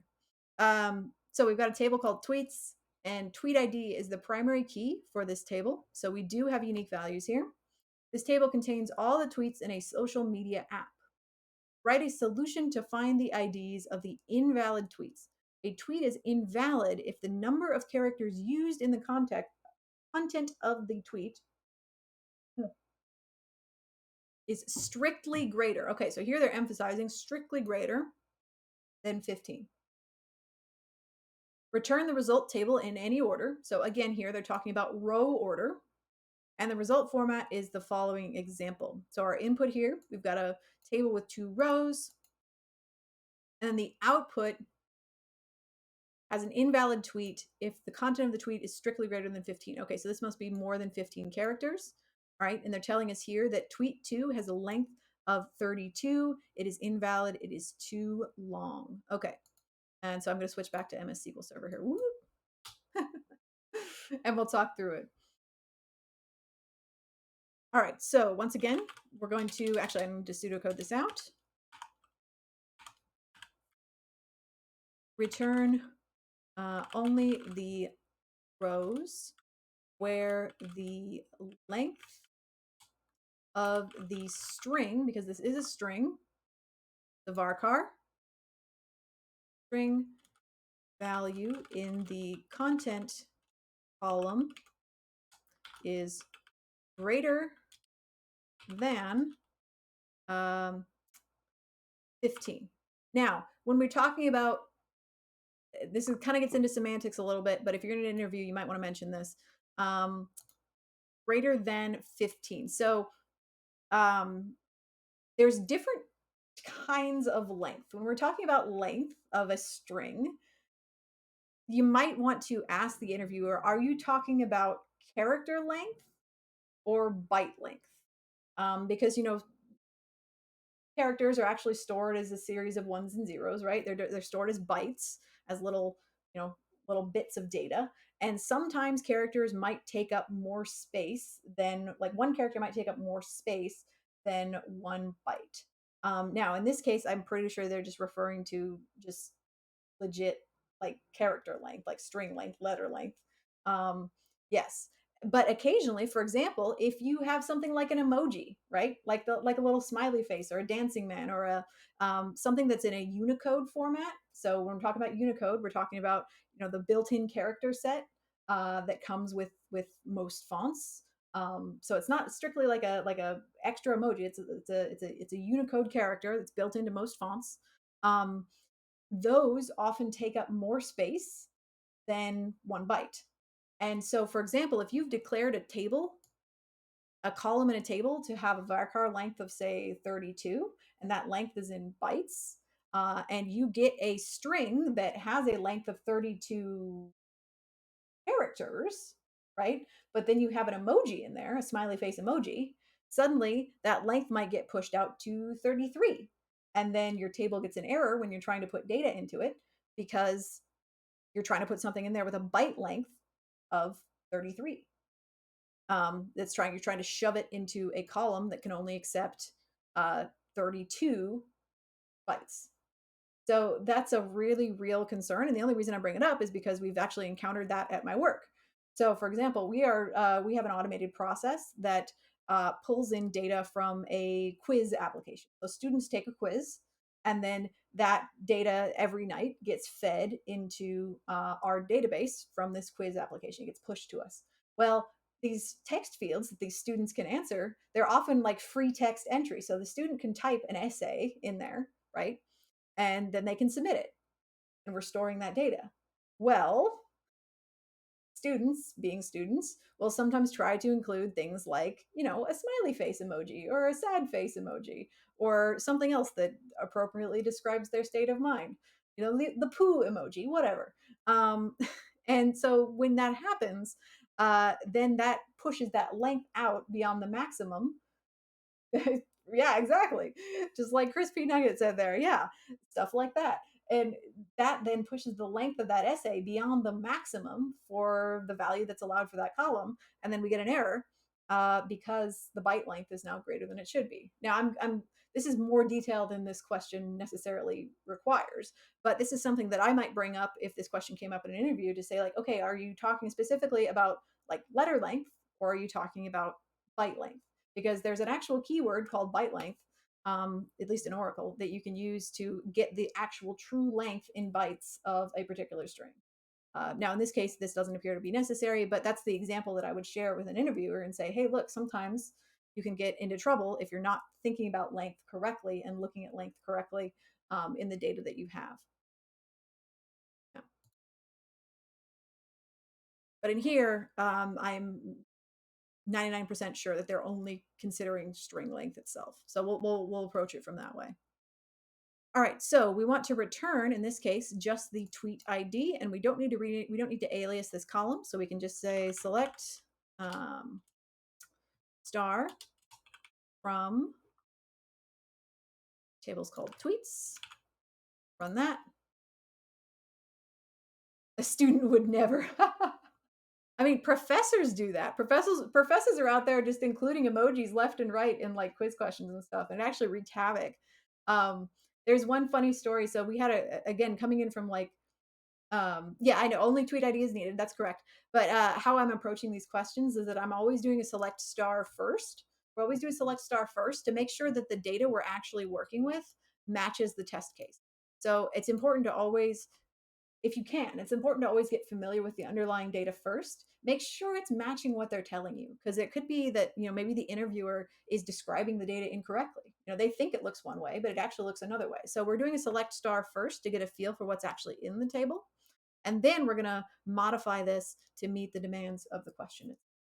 But funny story, there was in this particular quiz app that I was working with at work, a student had answered a question with like the name of a YouTube video. They just gone out to YouTube and they put in the name of this YouTube video. It was like a song, but the built-in font that the YouTube video used So there's built like you can change a typeface in Unicode. There's built-in typefaces in Unicode, and you can change those.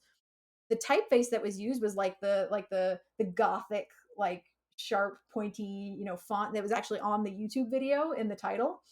And so they just copied and pasted it and dropped it straight into the quiz app. Well, that wreaked havoc with our database because we couldn't ingest it. It was a font that we didn't support, um, and we actually had to build an automated check to filter out this stupid song title that kept trying to import every single night into our database, and it just couldn't handle it. So we had to like regex the hell out of it to get it to actually import into our database.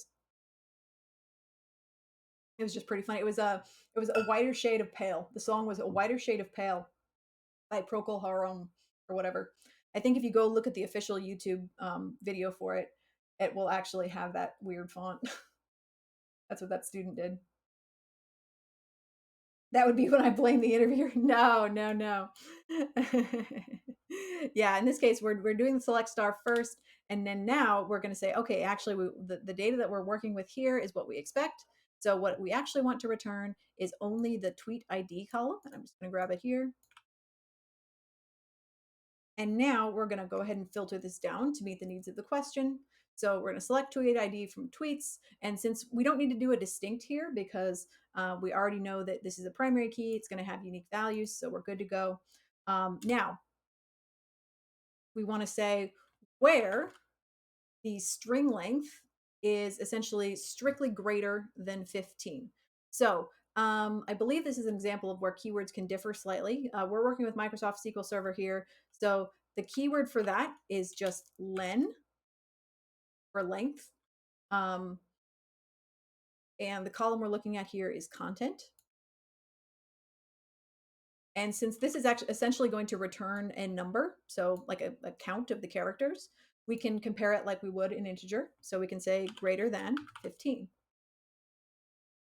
So this is going to return, a value of, 0 to whatever.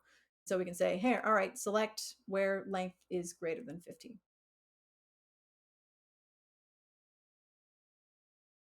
Yeah. Now, I think, let's test this real quick. If I switch over to, I switch it over to Oracle, try to run this. I'm not sure if this keyword, I don't remember if it's length or len, honestly. Yeah. So notice when I try to run the same thing in Oracle, it says, uh-oh, invalid identifier, because in Oracle, the keyword is length.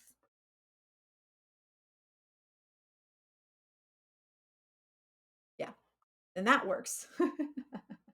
So again, something to be mindful of. Different flavors can have different ways of doing it. Let's test it out in Postgres. I don't remember what it is in Postgres. Is it length or len? We'll figure it out.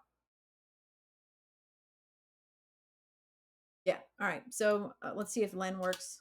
No, that's not going to work. So Postgres and Oracle use length, whereas SQL Server uses len. Perucho, thank you so much for the follow. Good to have you here. So again, just be mindful. There are keywords that are going to be different between flavors, but usually it's a pretty small tweak to get it to work. Edmundo, thank you for the follow. Good to have you here.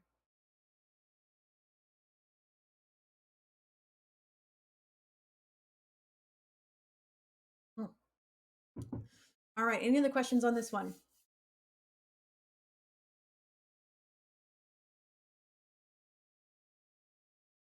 Dadev says if it's not highlighted, it's not a keyword. Yeah, but you don't want to always rely on that. When I switched over to Oracle originally, I think it still kept len highlighted, even though it, isn't actually a keyword. So just be careful.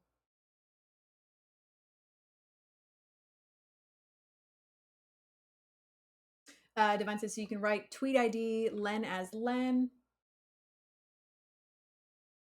See what you get. Oh, yeah, you can. So I want to make sure I understand what you're asking here. So, oh, diffused pizza. Oh, that's a great name, by the way. Thank you for the follow. Good to have you here. We'll comment this out. Well, actually, I'll leave it. That's fine.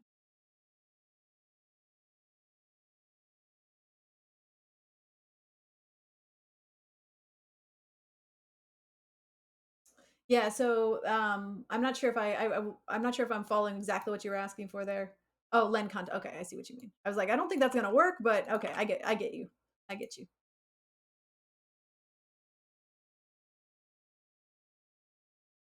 Yeah. So, I mean, they're telling us wrong answer, but I think what Divine was just trying to illustrate there is that you can also, if you want to see the length like in your result set, you can define it here. And we're going to do that a little bit later with some functions like sum and other things. But yeah, you can also do stuff like this. You can define a new column in your select statement. Um, by just saying, all right, here's what I want to be in this column, and here's what I want to call it. I want to call it length or whatever. Um, and yeah, you can do that as well. Yeah. All right, let's go on to the next one. About time to take another break here. But let's at least start looking at this particular. So next, so we're kind of going to be out of the basic select category now, and we're actually going to start working on probably one of the most valuable things to learn in SQL, which is joins. Joins are the bread and butter of relational databases. That's basically why relational databases are called relational, because you can establish relationships between multiple tables or even between different rows in the same table using things like the primary key, the unique identifiers, and use joins to link those things together. So let's look at this one. Oop, that. All right. Replace employee ID with a unique identifier. So here they've given us a table called employees, and it's got two columns. ID is going to be unique, and each row of this table contains the ID and the name of the employee in the company. So essentially, this all this table really does is just associates the name of each employee with their ID value. Now we have a second table here called employee UNI. We'll see what that means, and that's got similar values but slightly different. So ID and unique ID is the primary key combination of columns with unique values for this table. So here we have two columns. Both columns are defined as the primary key. So you can get a unique row by combining two of those columns together into the primary key, and that's valid. You can do that. Primary keys can be more than one column. In this case, it's defined as both ID and unique ID. Put those two together, and you get a unique identifier for the row. Each row of this table contains the ID and corresponding unique ID of an employee in the company. So write a solution to show the unique ID of each user. If a user does not have a unique ID, um, replace just show null. Okay, so the wording here is not great. So we're going to need to make sure we look at the example very carefully to hopefully understand what they're asking for. Return the result table in any order. The result format is the following example. Okay, so let's look at this. Our input here is two tables, the employees table and the employee uni table. So here we can see that looks like Jonathan with an ID of 3, they also have a unique ID of 1. So the person here with ID of 3 has a unique ID of 1. Now, person here with ID of 11 has a unique ID of 2. Person with a unique ID of 90, or sorry, person with an ID of 90 has a unique ID of 3. So in the output, what they want is essentially the person's name from this table and then their unique ID from this table if they have one. And if they don't, it should be replaced with null. All right, so Alice doesn't have a corresponding matching value here in the employee uni table, but we still want to list her out here. We just want to have her unique ID value be null. So essentially, in the output, we're including all the rows from the employees table and only the matching unique ID values from the employee uni table. Okay. Yeah, this is a fun question. I like this question. Yeah, because it makes you think about joins and which join type is the correct one. Exactly. All right, so explanation. Alice and Bob do not have a unique ID. We will show null instead. The unique ID of Mir is 2. The unique ID of Winston is 3. The unique ID of Jonathan is 1. All right. So I'm going to leave the question up here. You can also, I'll put the link for the question in chat. We're going to take a break. And when we come back, we're going to solve this. And we're going to think about how to deliver the correct result set based on the data that we have in both tables. If you do know the answer, please don't share it in chat. Let folks think about it. And if you want to take during the 5 minutes, if you want to look up different join types and think about which join might be the correct join to use for this particular question, and then come back with your thoughts, please feel free to do so. Otherwise, if you don't know what a join is, then just sit tight for 5 minutes, and when we come back, we'll talk about it and which one is the correct one to use. All right, here's the direct link to the question if you want it.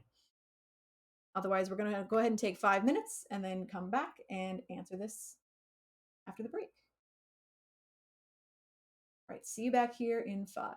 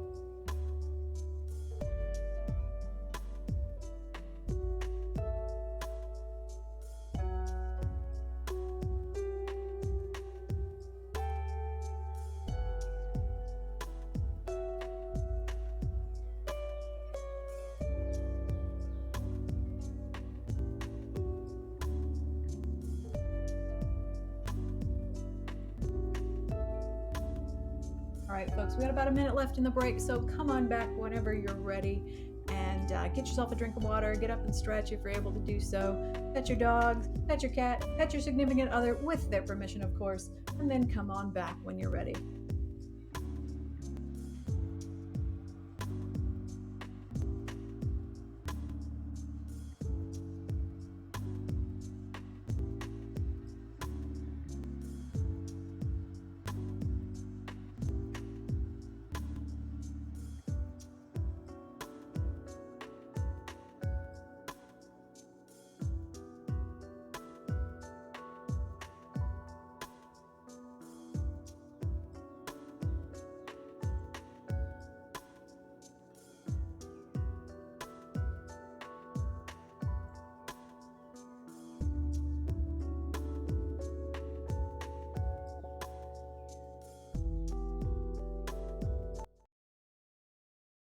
All right, folks, I keep switching to the wrong overlay.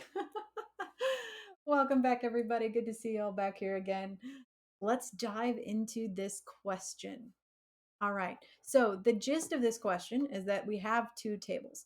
And so, we need a little bit of data from both tables, right? So, we're essentially going to be in our output here, we're going to be combining values from both the employee uni table and the employees table. So whenever you see data, whenever you see data being requested from two or more tables, or even sometimes from the same table, you're going to need to do something that's called a join. Now, there are different types of joins in SQL, but essentially a join is just taking two tables or two tabular entities and joining them together on a specific value or set of values that are common between both tables. However, there's slightly different ways that you can do that. There's several different ways you can do that. So let's say that you need data from both tables, and if there isn't data present in both tables that meets those criteria, then you want to just drop it, right? If there's, oh, thank you so much, Salmon Skin Roll. Thank you so much for the follow. I appreciate it. Good to have you here. So if you want to say, hey, look, if data exists in table one, but matching data doesn't exist in table two, then I don't care. I just I want to exclude that row entirely. It's not going to give me what I want. It's going to be useless. I want to exclude that row entirely. Then there's a type of join that will allow you to do that.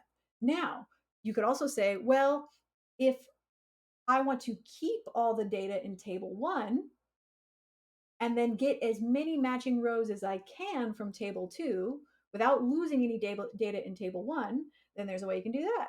And then there's also a way to say, well, I have table one and I want to get all matching rows from table two. Well, actually, I want to get all the data from table two and keep all that data while only keeping the matching rows from table one. Then there's a way you can do that as well. Now, this may seem confusing since I'm just describing it verbally. So, what I like to do is illustrate it with a visual. So, I'm going to just Google it real quick. Oh, come on. There we go. Let's look at different types of SQL joins. I think this is a pretty good graphic. I've used it before. Oh, come on. Be larger. All right, there we go. Our good friend Stack Overflow to the rescue. So let's look at this real quick. We're just mostly going to focus on, and I'm going to try something here. I'm going to see if I can. So Twitch has this built-in markup thing. I'm going to try that. So the most common types of joins that you will see are this one here. I want to change the color of that. This. Oh, try again. All right. Essentially, most common join types that you will see are this one and this one. Yeah. And essentially, this is what's called a left join. Now, can you all see the markings that I'm like writing on the screen right now? I'm genuinely curious. Uh, enjoy my fantastic mouse drawing skills.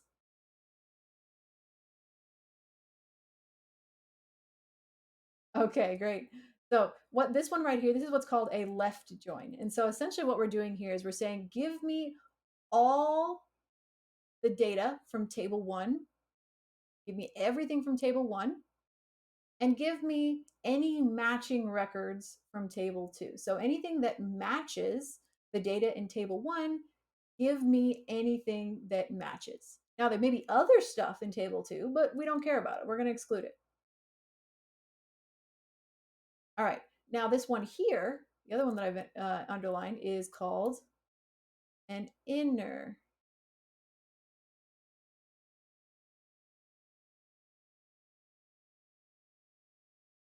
This one's called an inner join. And this one says, all right, select the data from table A and join table B and only return matching records from both tables. If some data exists in table one that doesn't exist in table two, then discard it.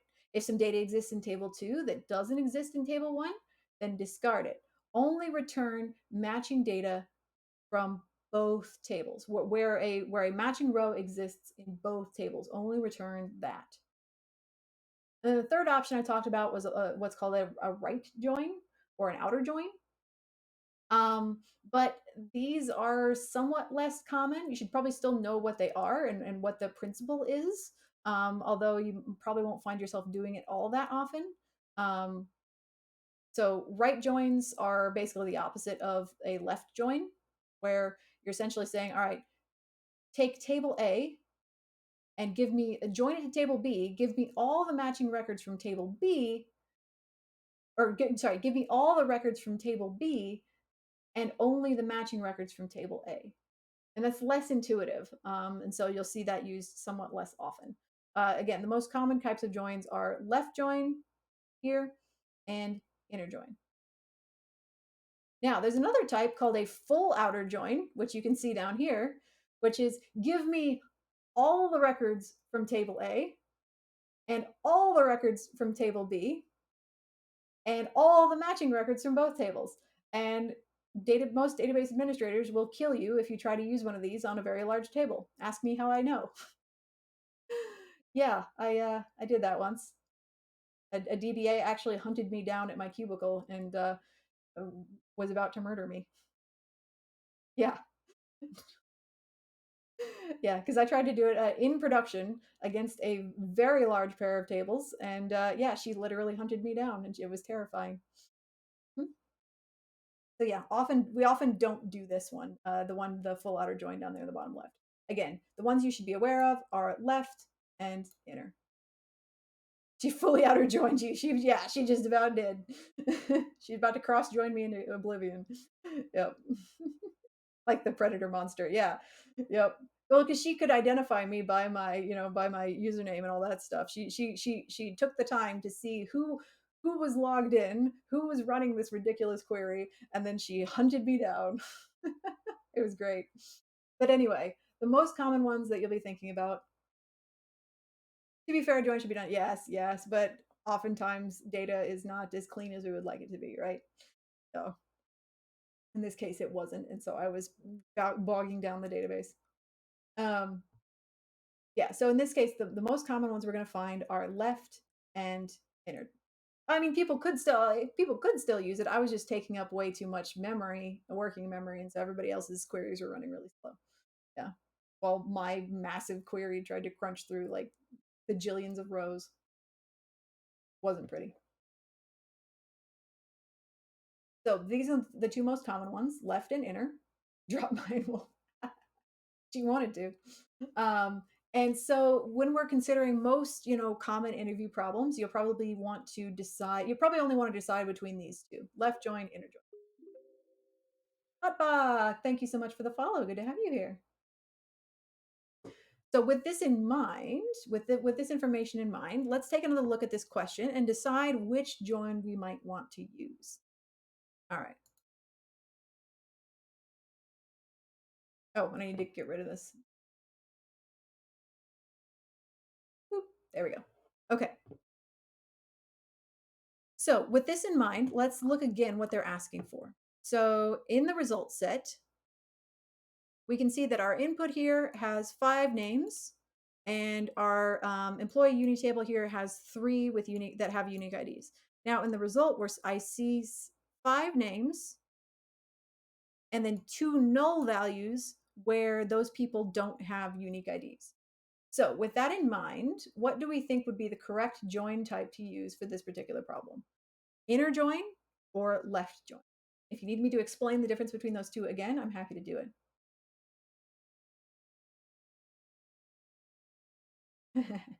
Okay, I'm seeing some consensus for left join here. Anybody have, if you have a dissenting opinion, it's okay to say as well. What do we think? Do we think left join?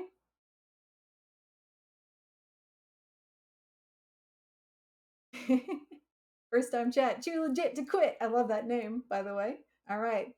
Left join, welcome to the stream. All right, we're seeing left join. I'm seeing left join. Yep. I know so little about SQL that people should be dissenting with me. Hey, that's part of learning. All right, so we're thinking left join, and we're going to test this theory out. We're going to test and see if this is correct. But let's pseudocode this out a little bit. So we're going to say, all right, return the unique ID if present for each employee name in the employees table. Oops. Join to the employee uni table to get the unique IDs. And then we're going to get the unique IDs using the ID column from both tables. Any employees without unique IDs should show null for the ID value in the result. Okay. And I don't think they wanted these in any particular order, did they? Yeah, return the result table in any order. Cool. All right, let's code it out.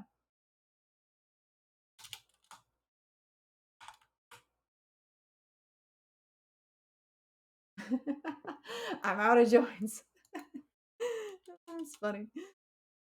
All right, so first off, we'll do quick selects against both tables.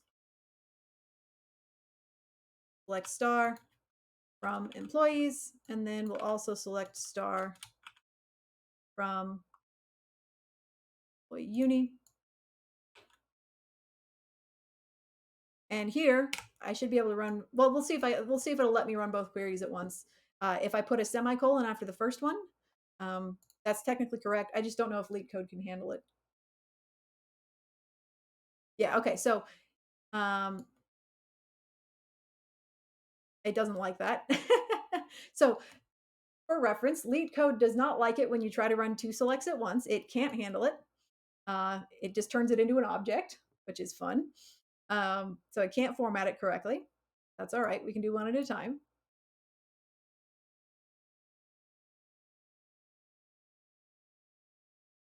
All right, so employee uni, that looks correct.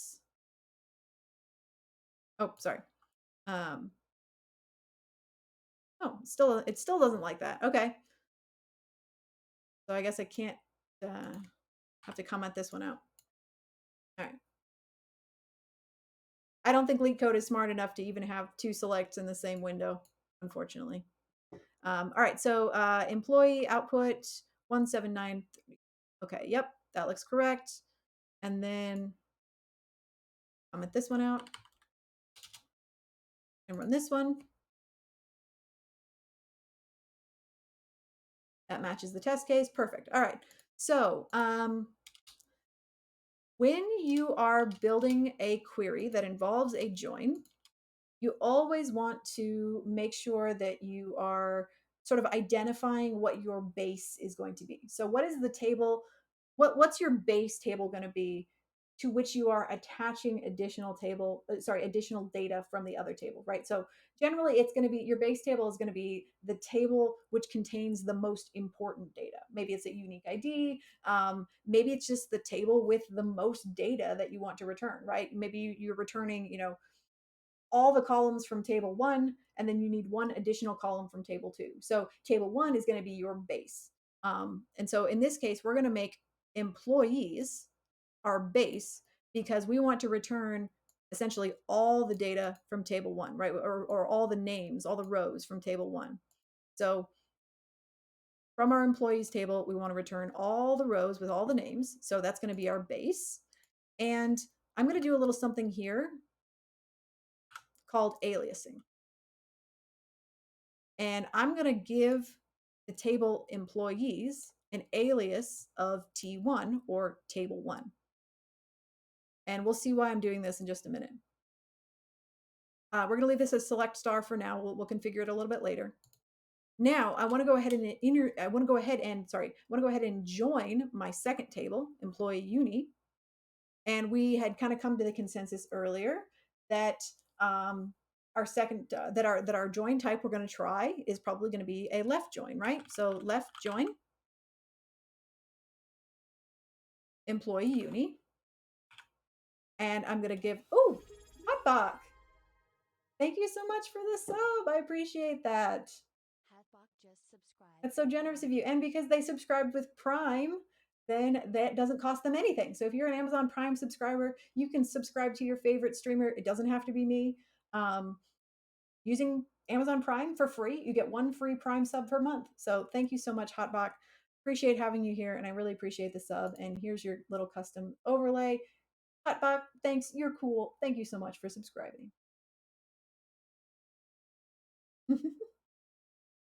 Oh, and thank you for subbing Dr. Moto as well. My goodness. Thank you so much, Dr. Moto. You're cool. Thank you so much for subscribing. Nothing like taking some money away from Bezos for Cyber Monday. Absolutely. I agree with that sentiment. Our goal, as always on this stream, is to if Jeff Bezos wants to go to space again, he's not going to be able to afford it, and he's going to have to sell one of his ridiculous cowboy hats. Yeah. So that's our goal here on this stream, is to make Jeff Bezos so strapped for cash that if he wants to go to space again, he has to sell a cowboy hat.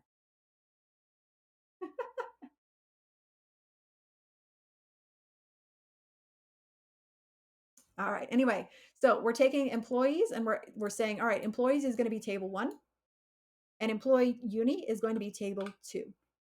Now, whenever you're putting together a join, you have to specify how you want that match to be made. So how is your query going to tie those two tables together and create one single row in the results out of data from two separate tables? Because that data could be in any order in both tables, right? It could be so your query just needs something to generate a match on. And so we need to add something additional. We need to tell our query, all right, what am I joining on? What specifically, what field or fields am I actually matching on? So if we're looking at this question, what field am I going to use in order to connect these two tables together? What is a field that is common and unique across both tables? What is a field that is common and unique across both tables? Generate a match on, you say? Correct. Yes. Yes. So looking at this data, a field that is common and unique across both tables, has the same meaning in both tables, is ID, right? Yeah. So ID exists and has the same purpose in both tables. It denotes a unique employee. So here we go. I can say I'm left joining employees to employee uni on T1 dot ID equals T2 dot ID. Okay. So essentially, we're just saying, hey, query, find matching rows and put them together based on the ID value in both tables. All right. Is there, Strain says, is there any kind of keyword from the two tables both have the same column like ID here? No. Well, I want to make sure I understand what you're asking. I'm going to explain. So in this case, what we've done here is yes. So the same column with the same name exists in both tables. So in order for our query to know which one is which, we have to alias them using something like this, right? So we have to specify, hey, first grab the ID column from table one, and then grab the ID column from table two, and that's what you're matching on. Otherwise, I think if you don't do that, you're going to get some kind of an error like inconsistent, column reference or something like that. It's usually something like a column reference is unclear or inconsistent because it honestly doesn't know which table to look in. Or when you say ID, it says, all right, yeah, I've got two tables here with both have an ID value. Which one do you want? And it's not going to be clear.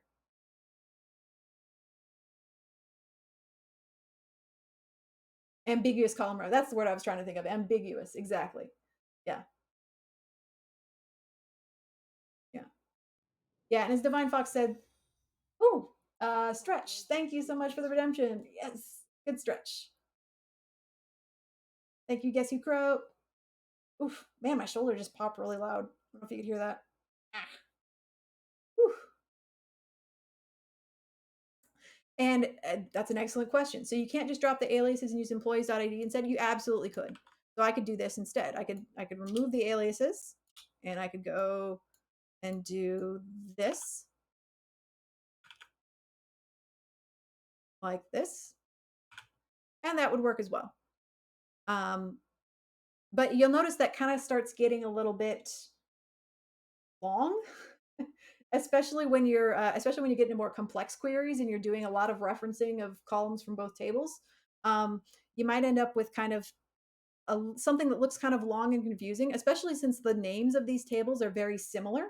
Right? If you're just scanning down with your eyes, it might be kind of hard to tell which is which because these names look very similar. So, personal preference, and again, this is just me, people are going to have opinions on this. Um, I like to always alias something like this where I'm explicitly saying table one and table two. And if you want to know which one is table one and which one is table two, then you go back up to the join. Oh, this should be T2. You should go back up to the join and you should identify which one is which. So this is the way I like to do it. People will have different ways of doing it. They'll say something like, they might say, I don't know, A and B, or they might make an abbreviation of the table name as their alias. But this is the way that I prefer to do it. Again, people are going to have opinions, but as long as you do whatever works for you.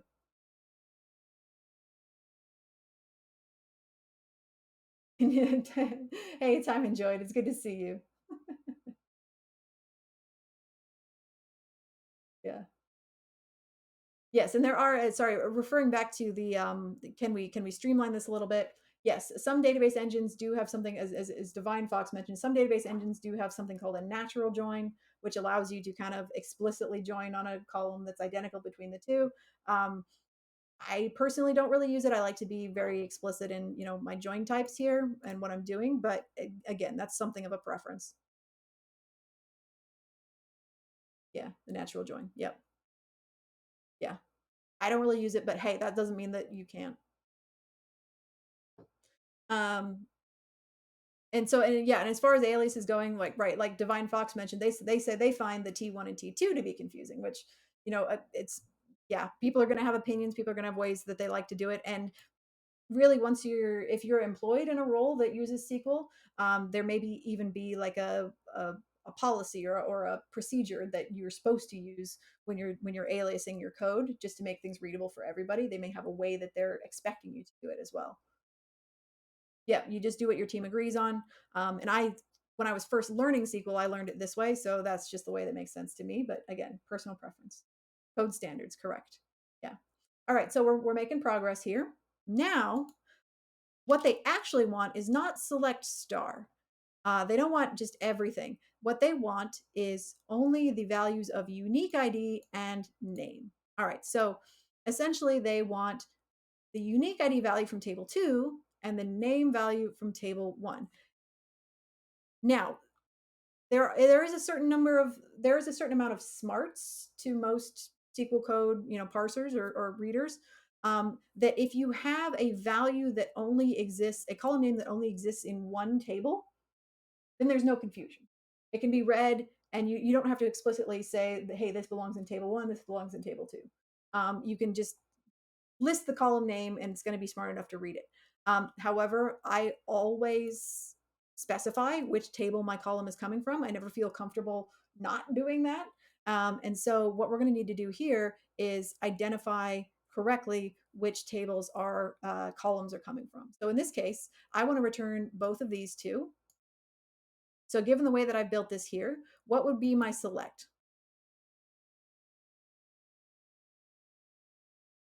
Pastor Wyvern says, like, can all team members see which aliases you did or didn't use in your query? Yeah.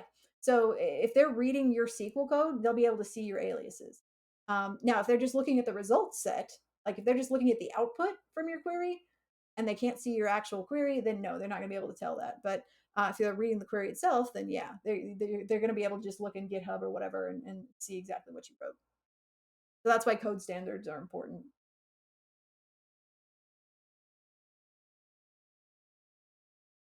And does the whole team have access to everyone's queries? It depends. If you're saving it in like on a network drive or whatever, then yeah. If you're just writing your own stuff and putting it in your documents folder, then no. Yeah. It's just like any other code, right? If you're writing JavaScript and you save it locally on your machine, then nobody else is going to be able to see it. But if you push it up to GitHub, then everybody else can see it. So it's the same as any other code. All right. So what should my select be here? What should my select be? Yeah, exactly. We're going to say, hey, I want to go to table 2 and I want to grab the value of unique ID. And then I want to go back to table 1 and I want to grab the value of name, right? And I'm putting a comma there because I'm selecting multiple columns. And now if we run this, let's see what we get.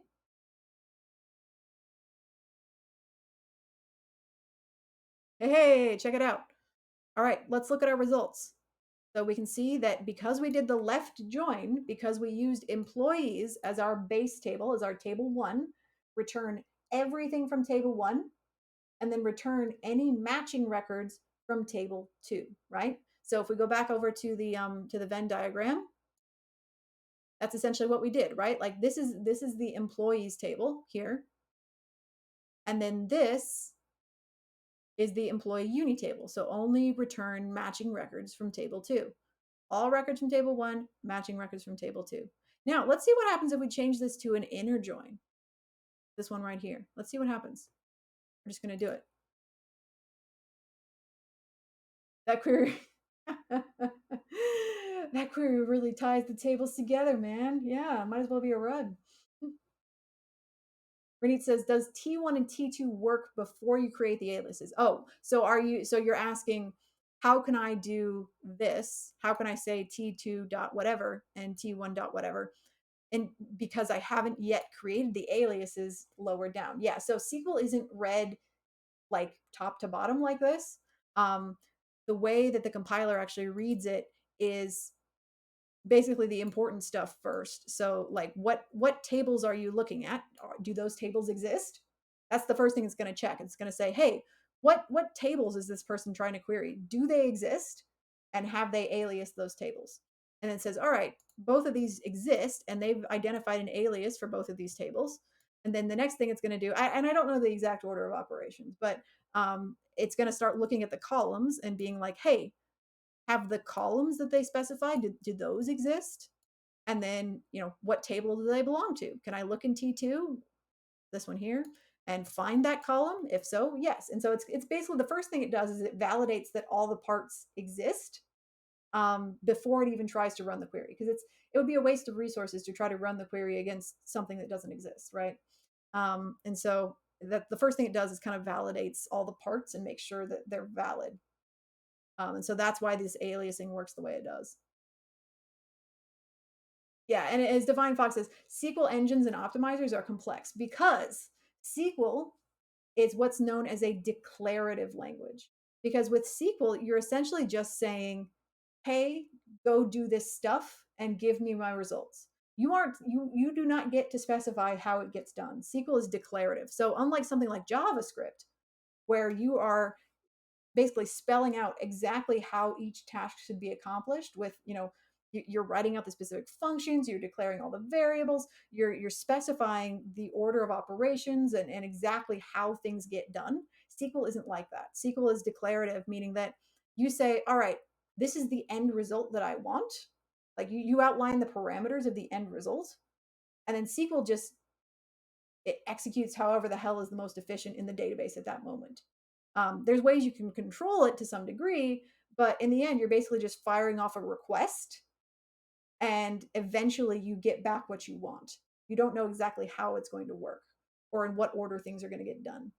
Which is why you'll often see that if you don't specify like an order for your rows, like if you don't specify, order by whatever, you can run the same query over and over, and you'll get potentially your results in a different order every single time because it's being executed in whatever way is most efficient or most optimal for the database at that moment, and you have no control over it. So it sort of reminds me of like a king sitting on a throne, or queen or whatever, or a monarch sitting on the throne and telling their scribes and their I don't say employees, they're vassals to go and, go out into the land. They're knights to go out into the land and go do things. This is the end result that I want, but they have very little direct control over how that actually gets done. And so that's basically how SQL works. And so the actual engines are extremely complex, and you really don't have to know how it works. You just have to know how to build your queries in such a way that you get what you want in the end. Because you are never going to be as efficient in at executing that code as your SQL engine is, against this, especially against a very large database. So you just get to say, "Hey, this is what I want in the end. Go do it. However, the best way is to do that." I hope that makes sense a little bit. It's just a different way of thinking about code.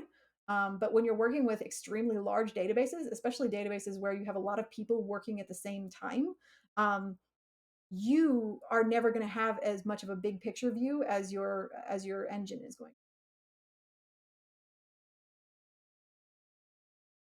Like, no one rid me of this troublesome priest. Yeah, exactly, something like that. Stochastic querying. Yeah, and so if you're interested in the differences between, something like SQL and some other languages, just look up different language types and look up declarative languages and how they're different from other types of language.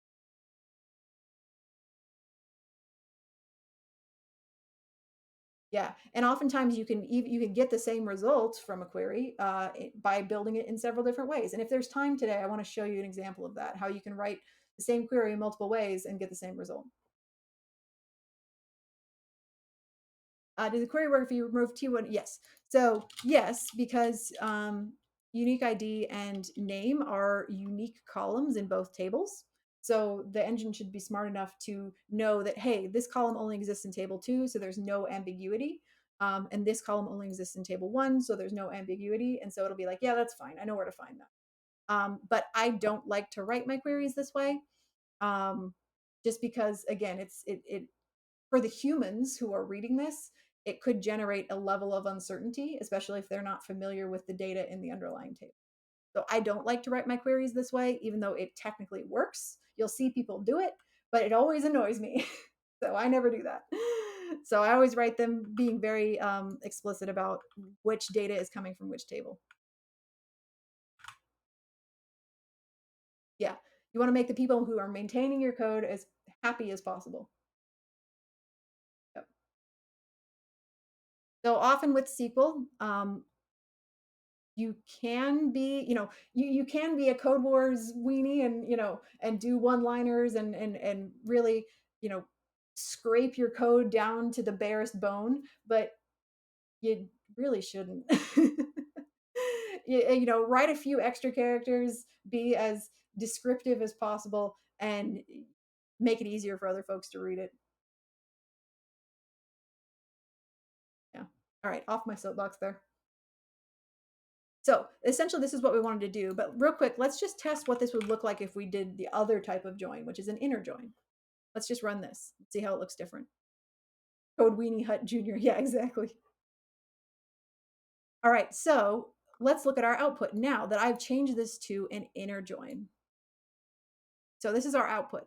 Now we can see that it returned, as we discussed, it returned only the matching values that exist in both tables. So those values that had nulls before in this column, it excluded them entirely from the result set. And it's only returning rows that match between both tables. And it's dropping everything else. So it's the center of that Venn diagram, just the little center of the Venn diagram is the only thing that gets returned in an inner join. Yeah. Nobody wants to troubleshoot a bunch of code that's a bunch of one-liners. Exactly. All right. Any questions on this? Great questions so far. I love this. Great discussion. Any questions on this?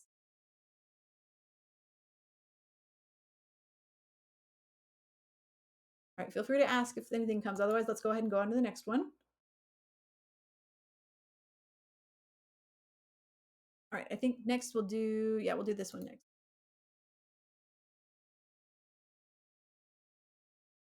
Get rid of these. All right, so in this case, we have a table called sales, and it has 5 columns, all of which are integers. And then our primary key here is the combination of sale ID and year. So combining sale ID and year results in a unique row or a unique row identifier. And now we get to introduce a new Faster says, is the difficulty of these SQL LeetCode questions comparable to the coding LeetCode questions? I assume you mean Code Wars? Yeah, the LeetCode questions are harder than the one in Code Wars. We've just done the easy, like we've really just done the easiest of the easy on the LeetCode so far. And these are already getting to the point where they might be like a 7Q in Code Wars. So Code Wars is definitely easier if you want to just get started with SQL. I would recommend that. And I have at least one video where we've done that, where we just do Code Wars SQL questions. I think LeetCode does start out at a similar level as Code Wars, but it ramps up much more quickly. So if you want a larger pool of easy questions, I would maybe go with Code Wars. And you want to practice the same concepts over and over, I would maybe go with Code Wars. But then as you start ramping up, then head on over to LeetCode for a bit of maybe a quicker difficulty progression. But that's just a personal preference. All right, so sale ID in year our primary key, and now we get to introduce a new term, which is foreign key. So again, the word key here indicates some kind of a unique value, but by foreign key, what we're specifically referring to here is a column in this table, in our sales table, that equates to the primary key of another table. So the foreign key, product ID, relates directly to the product ID primary key of this other table. So that's a foreign key allows us to directly match with values in another table. So primary key is the unique identifier for this table. Foreign key is the unique identifier for this table, but it exists in our sales table. So I hope that makes sense. Now, a foreign key, a primary key can also be a foreign key, but a foreign key doesn't have to be a primary key. So a primary key, such as sale ID and year, could also be the primary key of product, in which case it would be both a primary key and a foreign key. However, in this case, product ID is the foreign key, but it does not belong to the primary key. Okay? So if nothing else, just remember that primary key, when we say the word primary key, we're always referring to the unique identifier of the table we're currently looking at. If you hear the word foreign key, that's going to be the unique identifier for a different table, some other table that we're not currently looking at. Hope that makes sense. I know that's a little confusing when you first hear about it, but at the very least, you should know the difference between the two, even if you can't quite picture it yet. All right. Each row of this table shows a sale on the product ID in a certain year. All right, so it looks like we're tracking sales for specific product IDs. And we have a year value, quantity value, and price.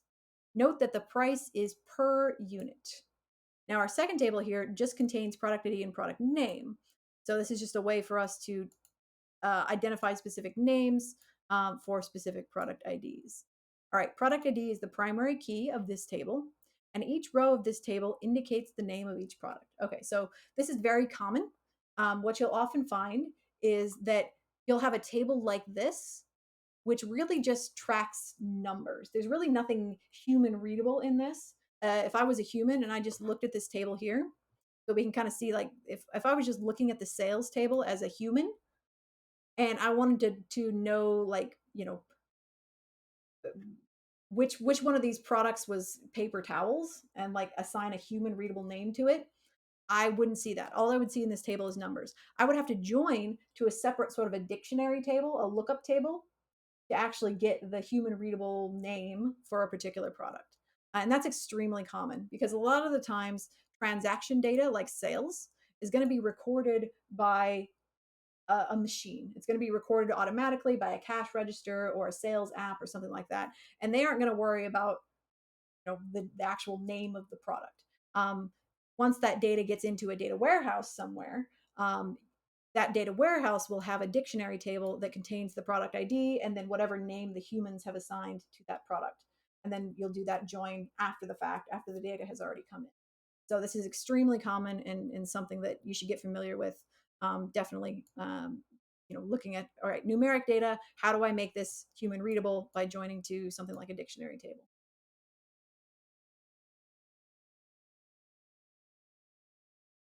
All right. So let's look at what they want. Write a solution to report the product name, year, and price for each sale ID in the sales table. Return the results in any order. Here's an example of our input. We have 3 records in our sales table. And for each sale ID in the sales table, we end up returning the product name that was sold, what year it was sold, and the price for which it sold. So for each of those 3 records in sales, we're saying, all right, for sale number 1, the product ID sold or the product name sold was Nokia, and it was sold in year 2008 for a price of 5,000. And then for sale ID 2, product ID was 100. 100 equates to Nokia again. Year was 2009, price 500. And then sale ID 7, 200. 200 is Apple. And year 2011, price 9,000. All right. So clearly, once again, we're combining 2 tables together. So what join type do we think we might want to use here? Reading the explicit here, and we can pseudocode this too. For each sale ID in the sales table, return the name of the product sold, the year, and the price. The name is found in the product table. Okay. So what join type do we think we might want to use here? Left join or inner join?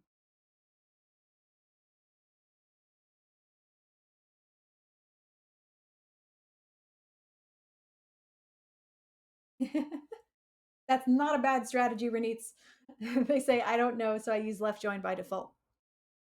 And that's really not a bad strategy. That is by far the most common type of join, depending on the quality of your data. And that is the type of join that preserves the most records. So if you're not sure, you can always start with a left join. And then if you're like, actually, a lot of the fields that I need are null, because they don't exist in the other table, maybe I do want an inner join, and you flip it over to inner join and you wash down your result set. Train said, well, we want all the data from the initial table, so I'd guess left again as well. Yeah, so the keyword here, I think, is for each sale ID in the sales table. So essentially, we want to make sure that we don't lose any of the sales from the sales table, right? For every single sale ID in the sales table, you know, find the corresponding information.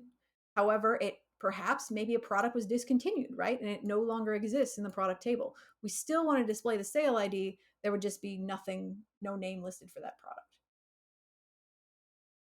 And Faster says, but we don't want quantity, right? Yes, so that's correct.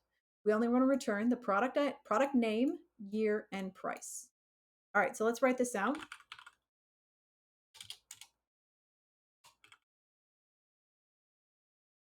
From sales, we'll use sales as our base. It's table 1. And we'll left join product as table 2. So it's going to keep all the rows from sales and only return matching rows from product. Okay. Now, what value do we want to join on? Well, they've essentially already told us in the question. They've already told us. They've given us the column that is the foreign key. They've given us the column that is the foreign key. And they've told us that it is product ID. So that is the column that we should join. And if you're told, hey, this is the foreign key, this is the primary key for the, that exists in sales, and it's the foreign key that exists in sales, and it's the primary key of product, then you're like, yeah, that's the one I want to join on. So in this case, I'm going to say T1, on T1 dot product ID equals T2 dot product ID. All right. Now, what actually do they want in the output? They want product name, year, and price. So I'm going to say T2 dot product name, and then T1 dot year, and T1 dot price. I'm going to double check and make sure that those names are the same as the source table. So product name, year, and price. Yep, that seems correct. Oh, sorry, I missed the question. Grizz says T1 and T2 are default values. We talked about this a little earlier, but I think you just joined after that. So I'm happy to explain it again. These are called essentially aliases. So essentially what I'm just doing here is I'm saying, I'm telling the engine to, oh, thank you for the follow, Petrosio. Good to have you here.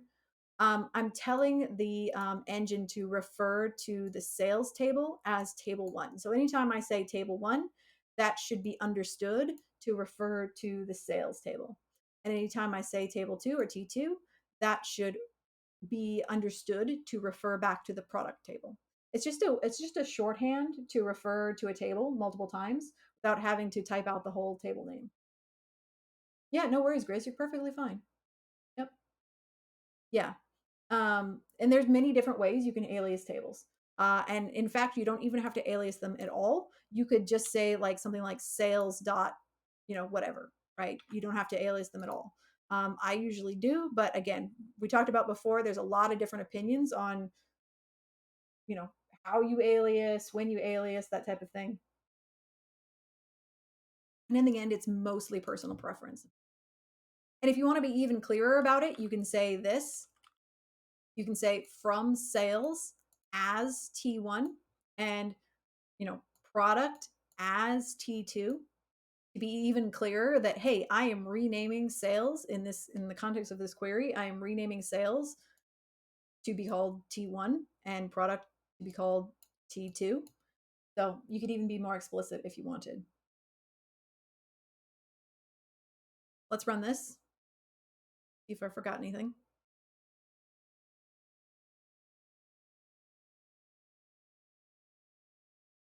Hey, let's imagine we are lazy humans and avoid typing many characters. Well, I'm happy to type more characters if it makes things clearer. I do think it's, I do think it's adequately clear, what this is doing here. But when you're just starting out, when you're just learning, you might want to start by using as every single time, just to remind yourself of what this is actually doing. So you might start out by using this as keyword. I used to, I don't really use it anymore, but um, you, when you're first starting out, there's no harm in doing it like this. This will do the exact same thing.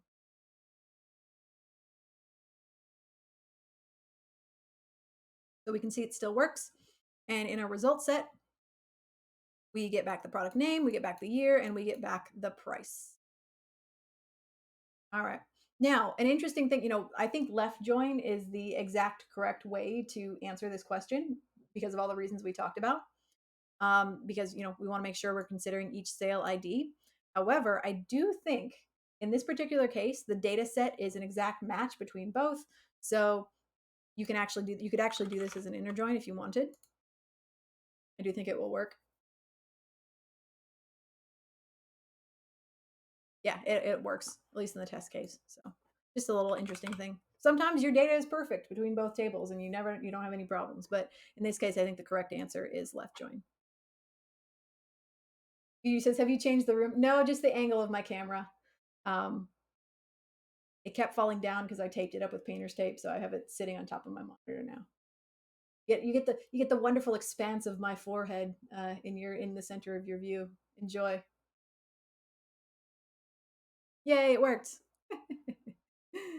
Yay.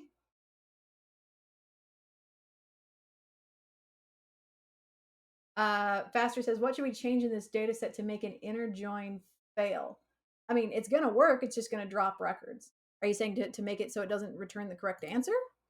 Well, you would want to just go ahead and go into the product table, and you would delete one of these rows. So you would say, delete from products where product ID equals 100. You just get rid of one of those. And so then the inner join would no longer have a match on product ID 100. And so it would drop those records from the results set. So that's a way you could make this question no longer return the correct result.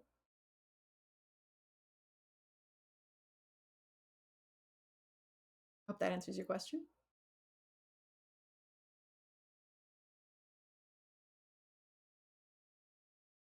So we just did product sales analysis 1. And I want to do at least one more, I think. I'm gonna pick one particular. I know we're about out of time here, but I want to pick. Oh, there's so many good ones. We're just starting to get to the good ones.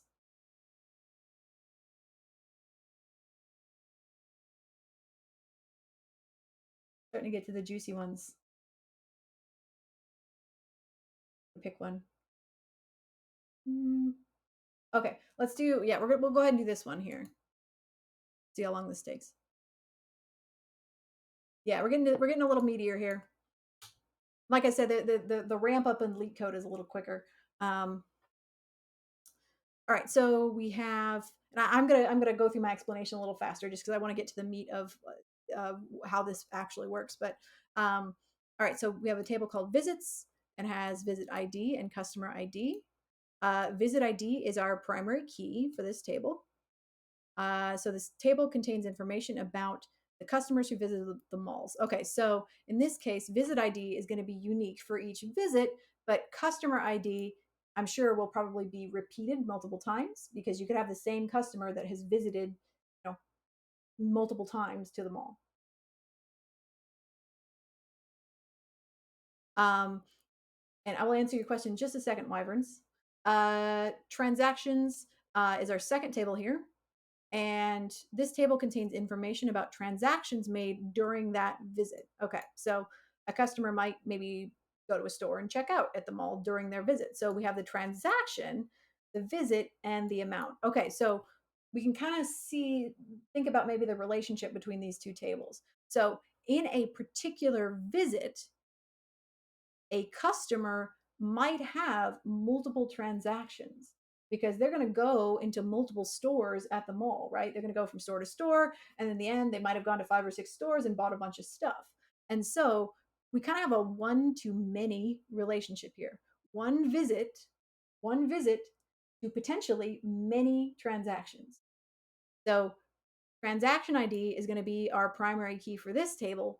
And then the visit ID, could be spread across 10 or 20 rows if they shopped a bunch of places. So for one visit ID, we could have essentially one or 100 transactions. So write a solution to find the IDs of the users who visited without making any transactions and the number of times they made these types of visits. All right. So we want to find the IDs, customer IDs of the users who have a visit. They have a visit ID, but they're they have no essentially they have no matching transactions in this transaction table. Return the results set table sorted in any order. And all right, so in this case, we have our visits ID, that's unique. And then, for example, here, the same customer has visited 3 times. In the transactions, we can see that, for example, visit ID 5, this customer bought 3 different things. So during that one visit, they went to 3 stores and bought 3 different things.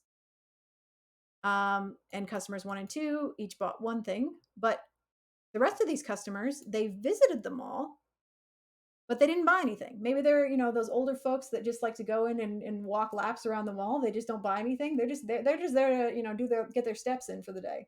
So they didn't buy anything. So we don't want to consider those people. Well, I guess we do want to consider those people. We want to figure out, all right, which customers went to the mall and wait, what did they want? Visit without making any transaction. Okay, yeah, without making any transactions. So which customers went to the mall and had a visit where they didn't make any transaction.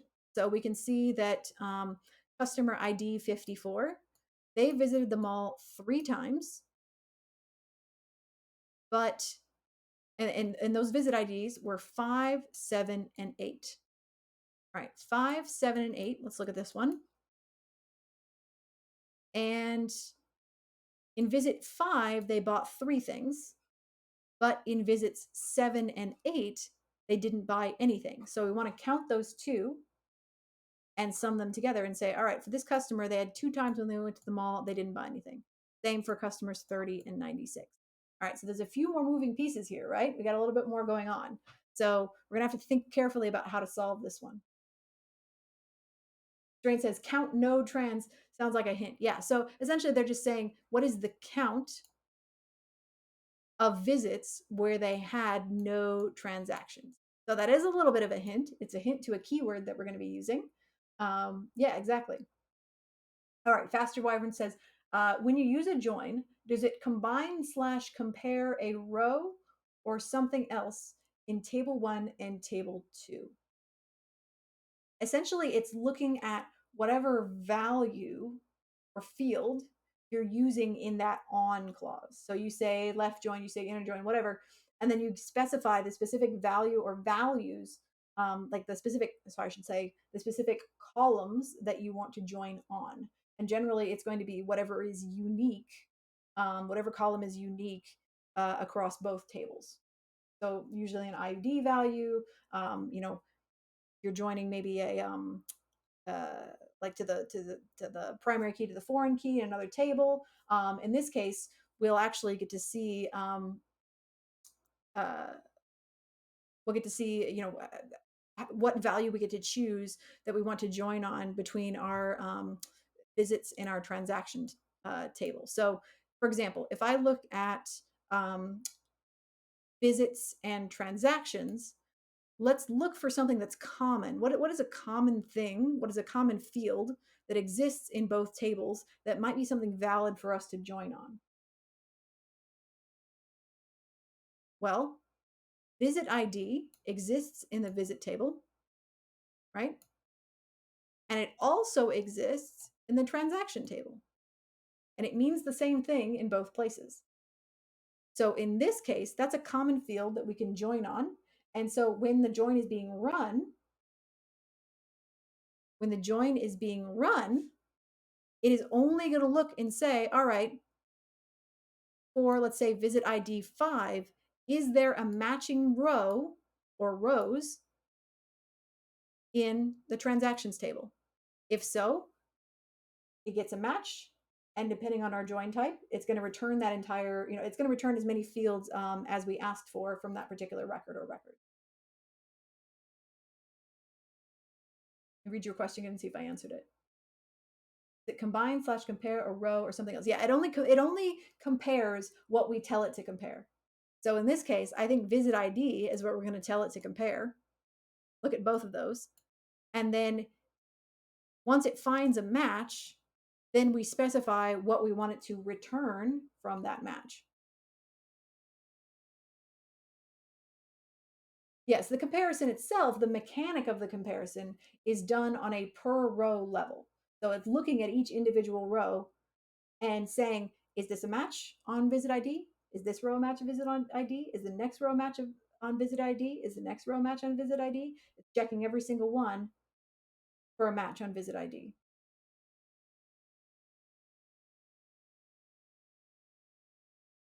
Yeah. And as Petrosio said, it's all about the key after on. So whatever we specify in that on clause. Yeah.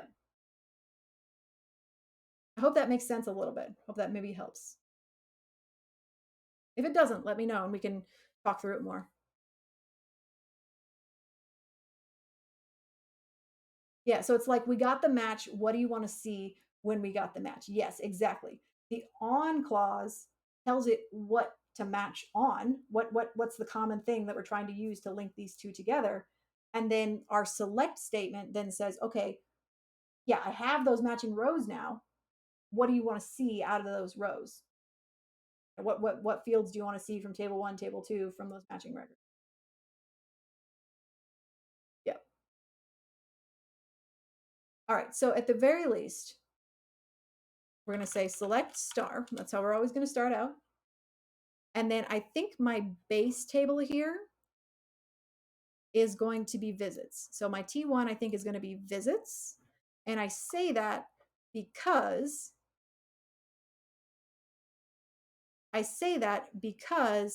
we essentially want to look at all customers. We essentially want to look at all customers regardless of whether or not they made an actual transaction. And essentially, specifically, we want to find the users who visited without making any transactions. So they're not going to have a record in this table at all. So I think we want visits to be our table 1, our base table. And then T2 is going to be transactions. And I'm going to also, again, we're going to do a left join. That's also a great join to default to if you're not sure which one you want to use. But in this case, I think it's the right choice. Left join transactions T2. And just like we talked about, we're going to join on visit ID. So T1.visit ID.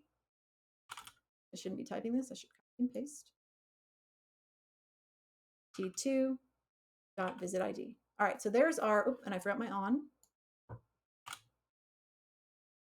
Great. Yes, I'm glad that makes sense for you faster. Cool. Now, we don't want to return everything here, right? We only want to return records where they did not make any transactions. Okay.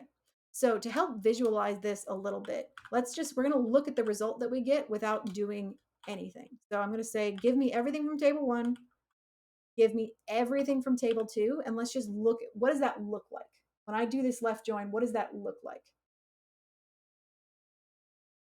Oops, I have an extra comma in there. All right, there we go. Ugh, come on, LeetCode. Come on.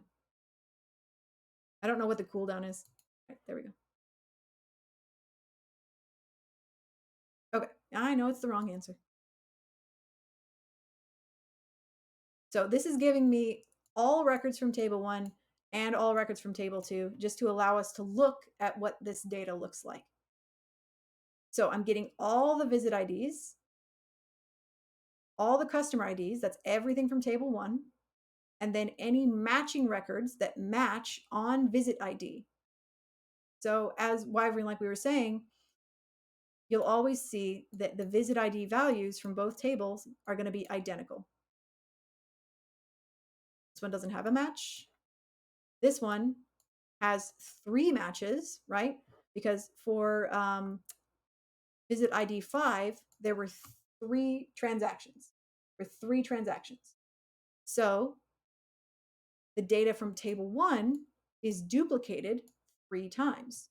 So for visit number 5, for customer ID 54, now there's 3 records in the result, 1 for each transaction.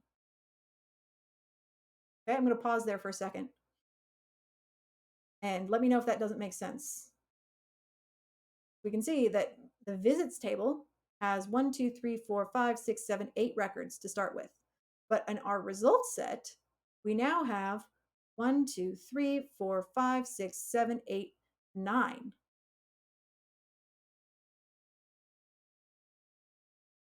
Wait, did I count that right? 1, 2, 3, 4, 5, 6, 7, 8, 9. Yeah, okay. 1, 2, 3, 4, 5, 6, 7. Yeah, okay. So 7 in the starting table, and then 9 in our results set. Because there were 3 matching transactions for visit 5. So since we're joining on visit ID, the data from table 1 is duplicated 3 times, once for each transaction. And for a visit such as visit 4, which does not have a matching transaction, the values for transaction ID, visit ID, and amount are all null. Okay? Any questions on this? Now we have to refine this to get what we want, but I want to make sure that it makes sense what you're seeing here in this result. Just looking at all the columns from both tables after we do our left join.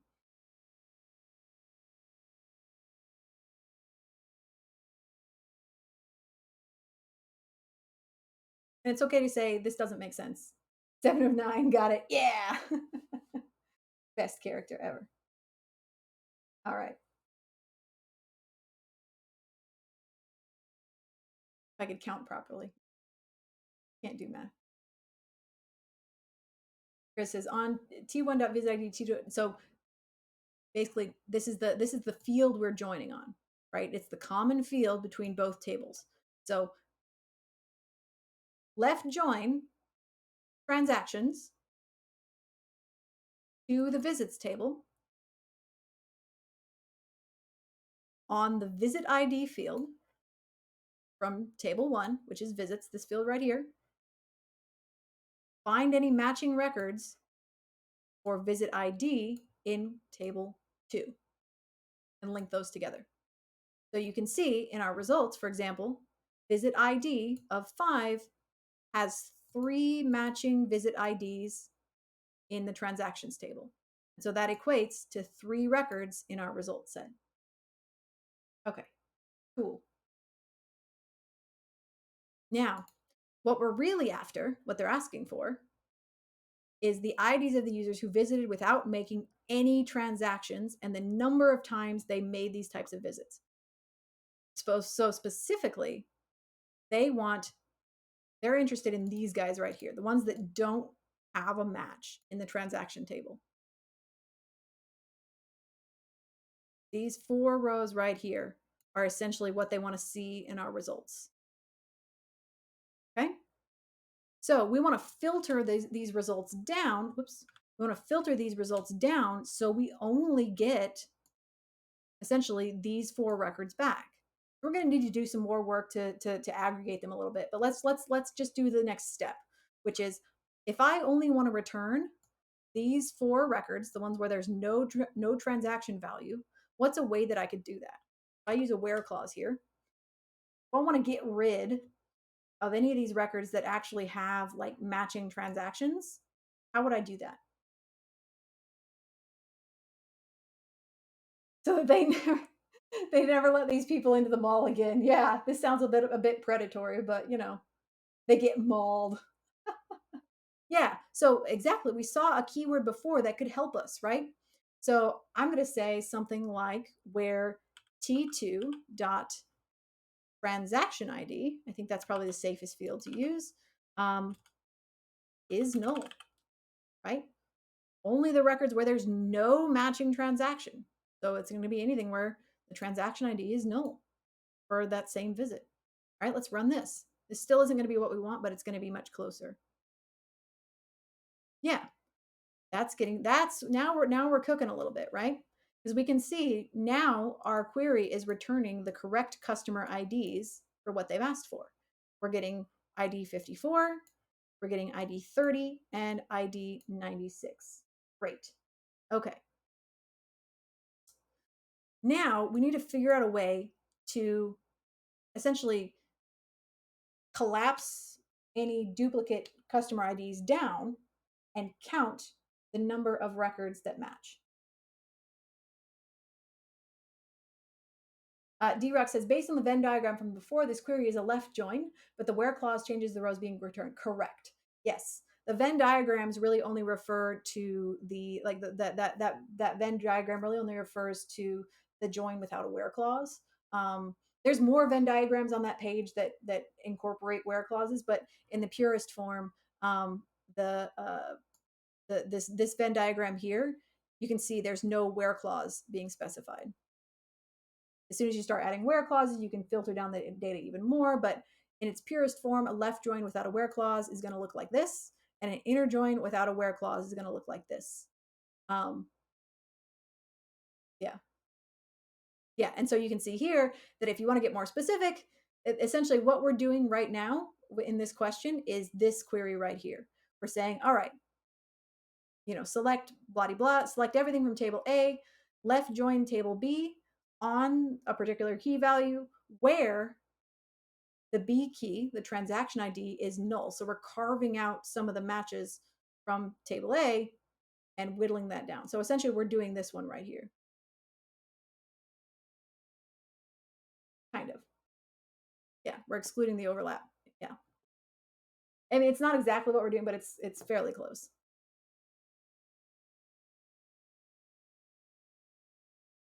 We're essentially saying actually give me everything that doesn't match, but either way, we're reducing the amount of um, records returned from table A based on information from table B. All right, so now we got to figure out a way to count the number of records for each person. All right, so 54 here has two separate visits where they didn't buy anything. And I'm sure management loves that. So we want to count that. And, 30 has one visit where they didn't buy anything. And 96 has one visit where they also didn't buy anything. We want to return that as a count. This is very common. So one way we can do that is by using a keyword called count. We can literally count the number of records in a result set and return them as an aggregate. So let's do that. I'm going to return t1.customer ID. Actually, no, I'm going to do this. I'm going to do, we're going to take this a little slower. t1.visitID. And then I'm going to return a second, I'm going to return a second column that's a count. And I'm going to say, all right, I want to count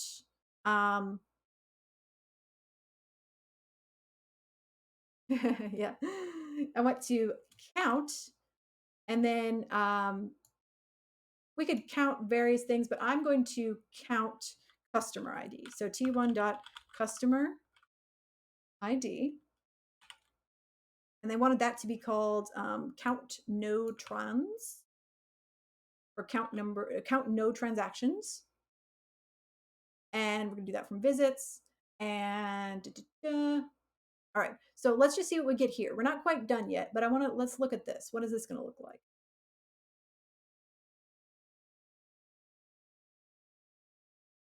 Oh, haha, yeah. So this is going to return an error because we're missing something still. Um, so we're missing something.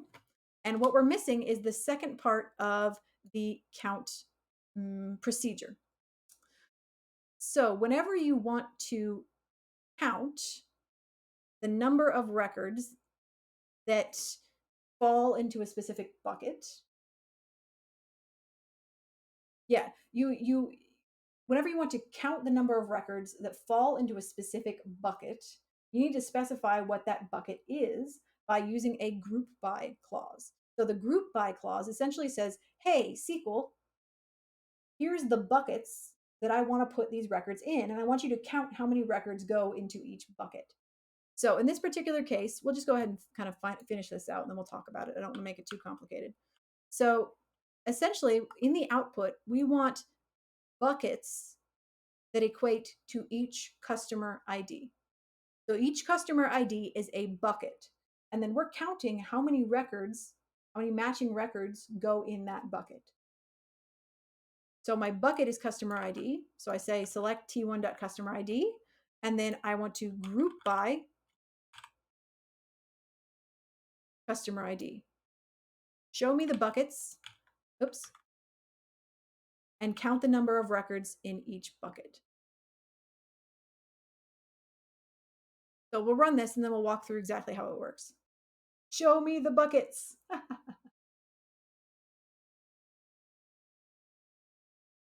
Yeah. So this is correct. And so let's talk about what it's actually doing. So we saw earlier that when we just did a straight up select statement, we got 4 records that met our criteria, right? 2 for customer ID 54, and then 1 for each of the other 2 customers.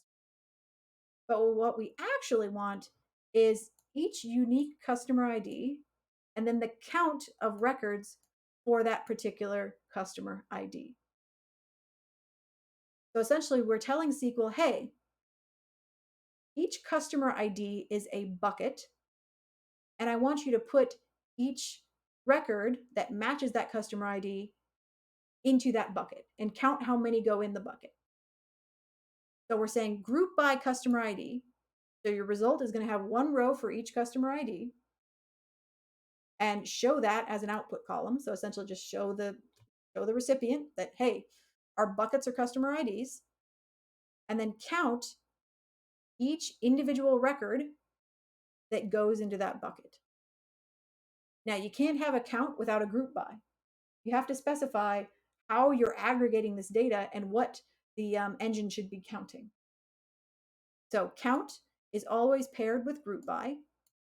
And when you do that, you're saying, all right, my buckets are customer IDs, and you're going to count each record that goes into each bucket.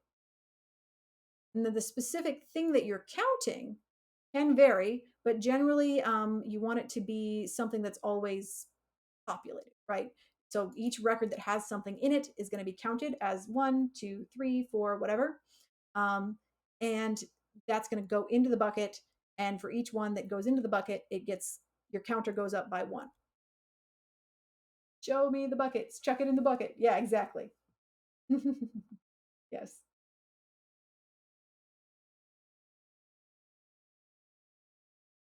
Count or better be the group by the users, which is a unique ID. Yeah, so in this case, we are able to group by customer IDs even though it isn't unique. You can see that our visits here, we have the same customer that's visiting multiple times. However, that's okay. That's okay. We can do that because group by is going to smush all those down into a single bucket for customer 54. So we don't have to say, we don't have to worry about a unique identifier because we want to squish all those down into one single bucket called 54 and then count the number of transactions that go into that bucket. Chuck it in the bucket. Yeah. And you can mess around with this a little bit. Sometimes this stuff is easier to understand once you start messing with it. So let's say, all right, what would happen if we did visit ID instead? What if we said visit ID, and I'm going to group by visit ID. And you'll notice that if like I can't say like visit ID and then customer ID down here, your group by always has to be in your select statement as well. So it'll throw an error if I tried to put like visit ID up here and customer ID down here. It wouldn't run. But let's see what happens if I do visit ID instead. Yeah, okay, ambiguous column name. Whoopsie. Oh, here's a good example of that ambiguous column error that I was mentioning. Because visit ID exists in both tables, it didn't know which one I meant. So it said ambiguous column name visit ID. So I'm going to say T1. That's why you have to alias. And yeah, wrong answer, I know. Now I'm getting a count of 1 for each visit ID, for each visit ID that's returned. Because each visit ID, right, my buckets are different now. I'm not looking at customers, I'm looking at visits. So I've changed the size of my buckets. So each of these visits, 4, 6, 7, and 8, only has a value of 1. So changing the size of the buckets will change the count of customers that fit into those buckets. Because what are we counting here? We're counting customer ID. So for visit ID 4, there's only one customer ID. For visit ID 6, there's only one customer ID, 7 and 8. So it's important to think about what you want your budget, what you actually want your buckets to be. In this case, customer ID is the right answer, because that's what we're actually trying to aggregate by. Now let's send those customers 37 emails about buying stuff they looked at but didn't purchase. Yes. And that is actually like not kidding. That is how this stuff gets done. Um, it's yeah, data is stored. Data will be stored about visits and transactions. Especially, I'm thinking about like online retailers. They'll do things like they'll track that you visited a page of an item, on a website, and that'll get tracked in one table.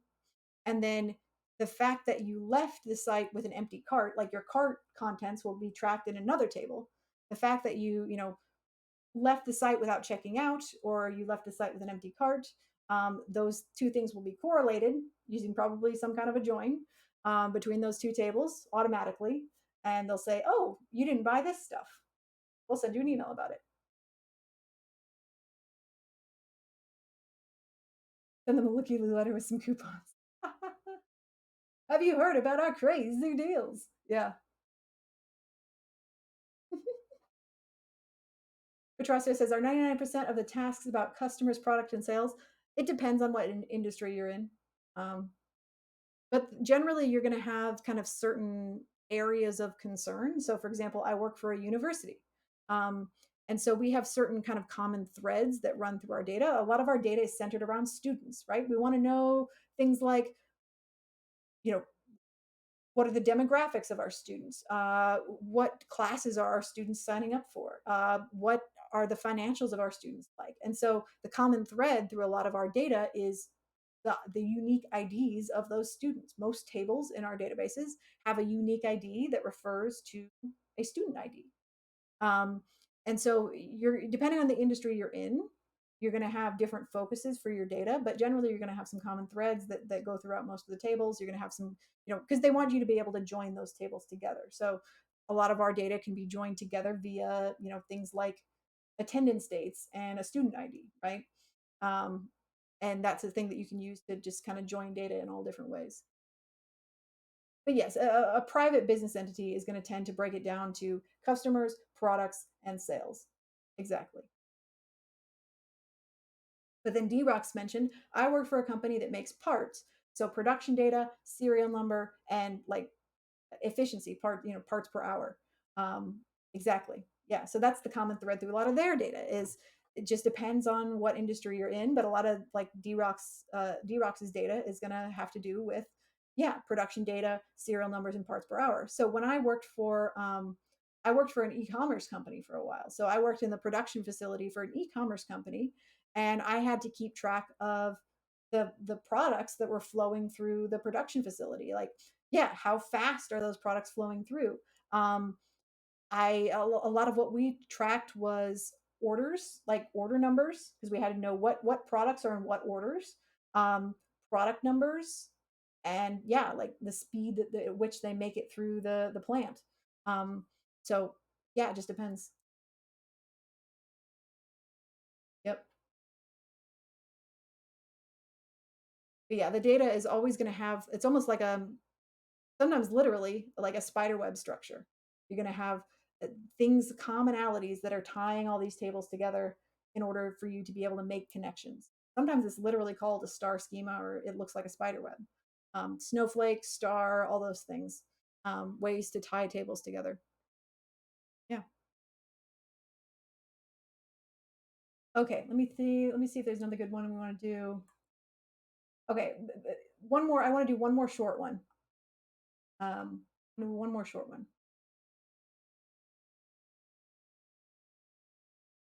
Hmm.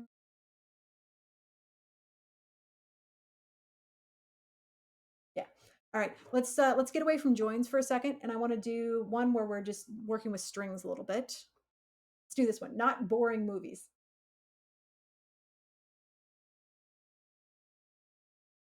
Data modeling. Woo! Yeah. I spent most of my career in analytics. Actually, before I got into being a dev, I spent a good 7 years in data analytics, doing yeah, just that kind of thing. And I like it a lot. It's a lot of fun. And it really it like it makes absolutely it makes the world go round. So the basic concepts of data analytics are what power our entire world. That's why I love databases so much because databases are the thing that makes analytics possible. That allows you know data analytic that databases are the thing that allow AI models to work.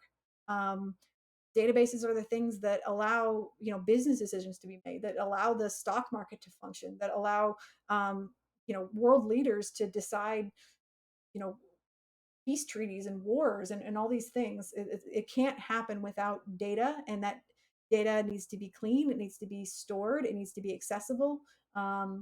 Yeah, and databases make it happen. So that's why I love what I do so much, because it's so important to everything and hardly anybody knows it's there, but databases are everywhere. And so yeah, it really literally makes the world run. And Strange says, we took a raid to a data analytics guy from 100 devs one day that aggregates data on hitter and pitcher trends for the Reds. Yeah, all sorts of data aggregation. Yep. The cool part is, D-Rock says, the cool part is all the data concepts are similar across industries. So learning the concept is key. Correct. Yeah. You're going to have, the same principles everywhere. You're just going to have different terms for it, but you're going to be using, the same keywords. You're going to be using the same concepts anywhere you go. Yeah, it was Nick Wan.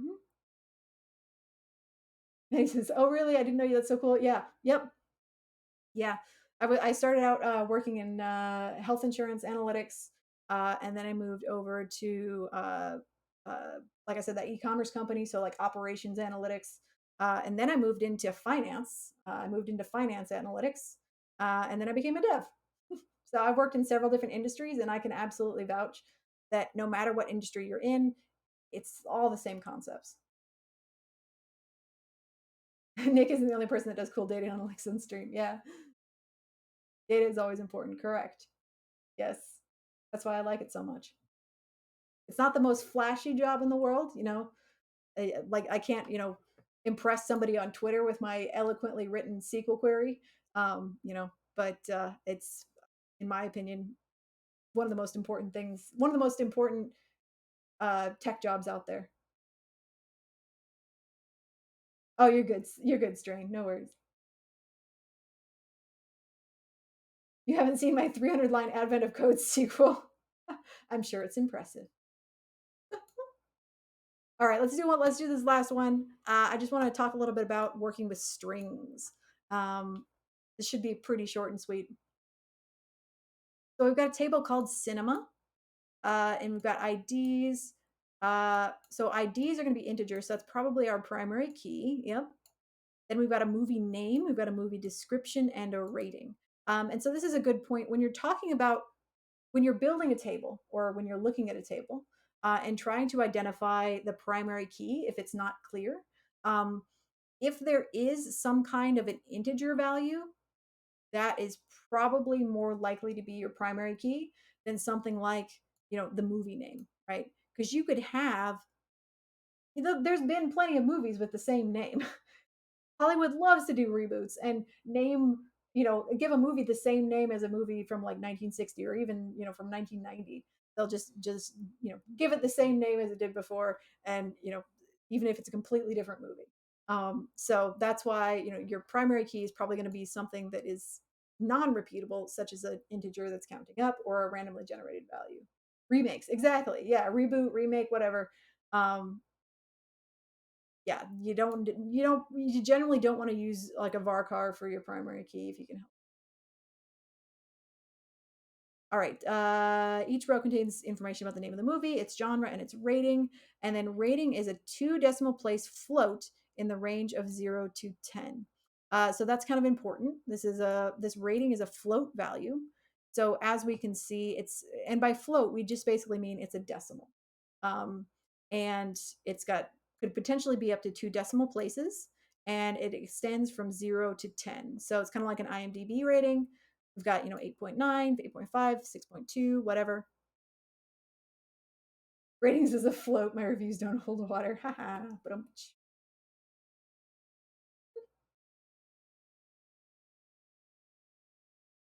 all right, so we got a float there.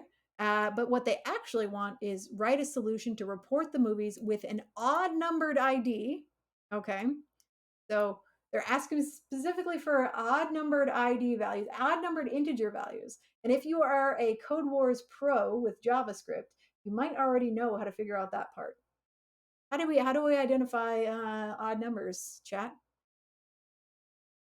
How do we do that? All right, and the second part is and a description that is not boring. So by that, I'm assuming that they want us to look in the description and see if it contains the word boring and exclude it. Yeah, you all know how to find an odd number, right? Yeah. And then return the result table ordered by rating in descending order. Okay, so let's look at the example. Movies, the names don't really matter. Description here, we've got great 3D fiction. Oop, boring. Uh-oh. This movie here is boring and it's got a low rating. All right, so that's the only one with a description of boring, but it is an odd number, so potentially that could be returned. So we want to make sure we're excluding that.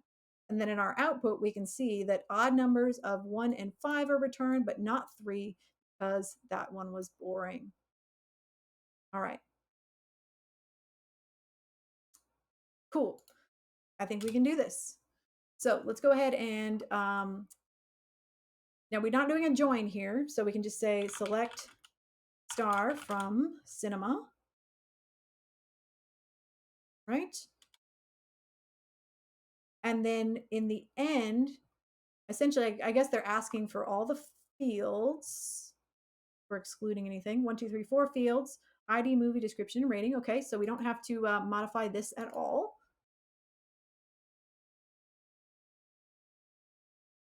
Real question is why fantasy is written with a C?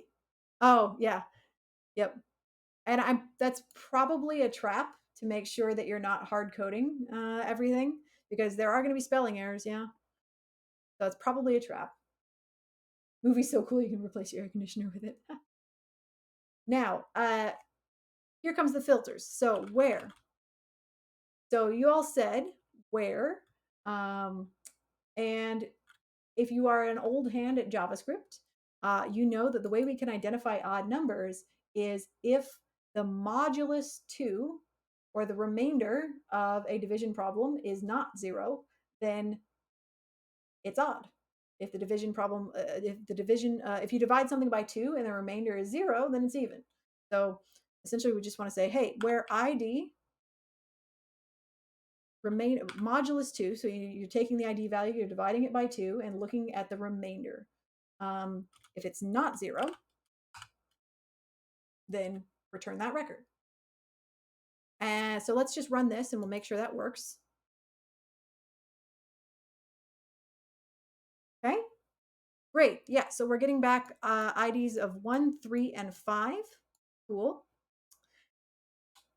But now we want to exclude items with a description of boring. So we're going to say something like where, sorry, and description. Now, if I want to exclude descriptions of boring, what could I do here? Or description what?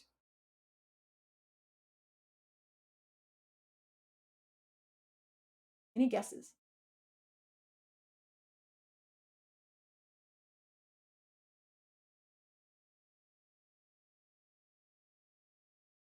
Yeah, let's try that. So just like we were doing with the integers before,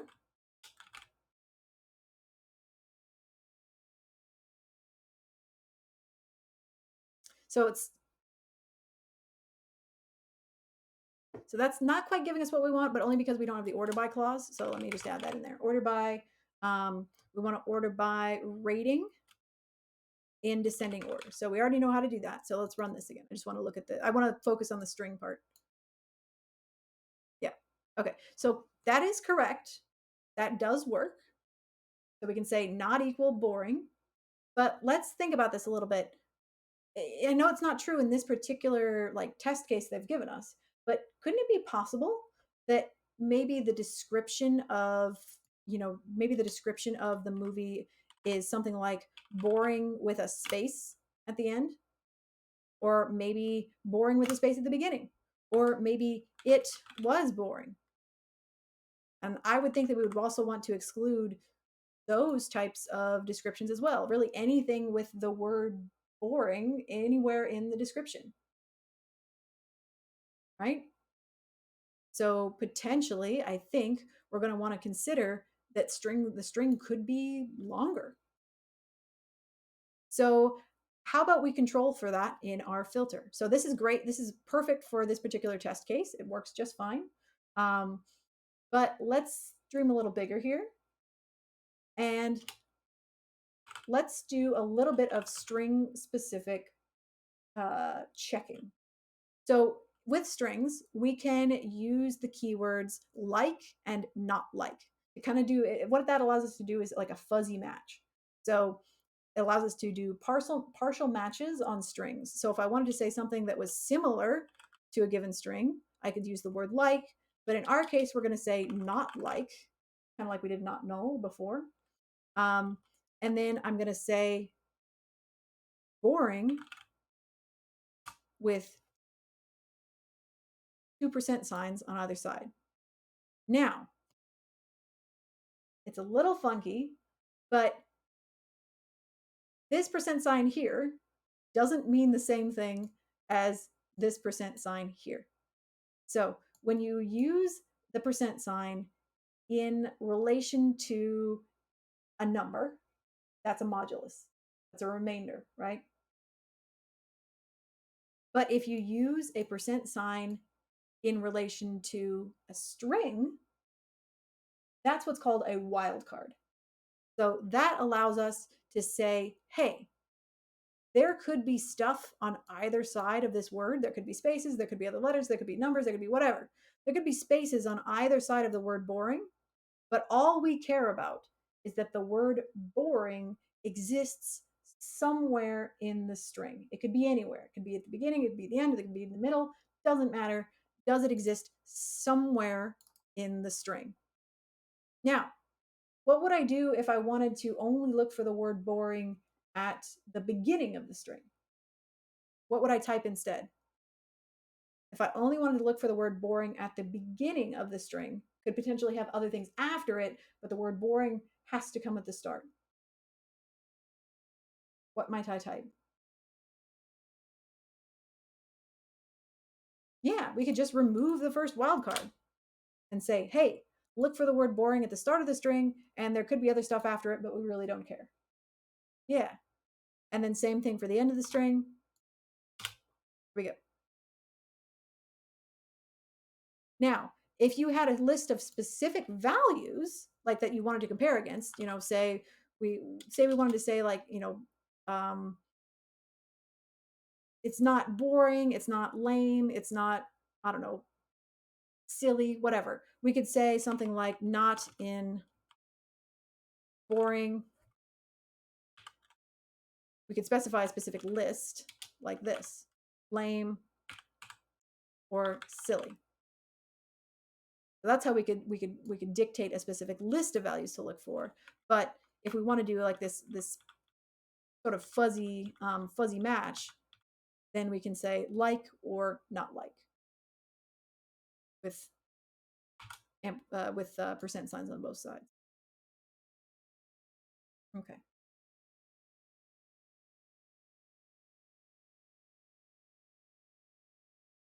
Yeah, and it just depends on what you're looking for.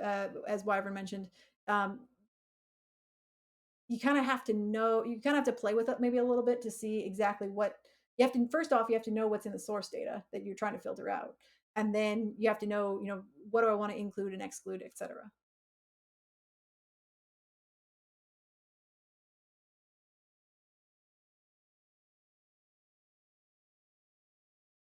Okay.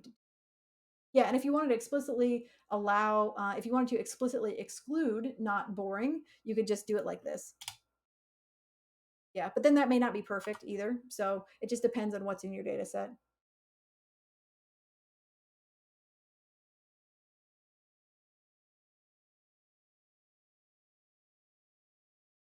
Petrogio says, can the percent sign be inside of an in clause? Um, I don't remember actually. Let's try it. Hmm. Off the top of my head, I don't recall. So let's test it and see if it works. Actually, it should be not in, but whatever. If it runs, it doesn't matter. Yeah, okay, so that didn't return anything. I didn't think it would, but I wanted to confirm. Um, so if we change this to like, because yeah, I don't think it works with the fuzzy match. Yeah. Now, if I change that to like, then it does work. Because I think in is for like an explicit, in is like for an explicit list of values that you are declaring, and you want to exact match on each one, or explicitly exclude each one. Whereas if you want to do it in a sort of a fuzzy sense like this, then you would use like or not like. But it's always good to test these things. And that's what I like about these kind of sandboxes is you can just play around and see what works and what doesn't. So I'm going to say not like.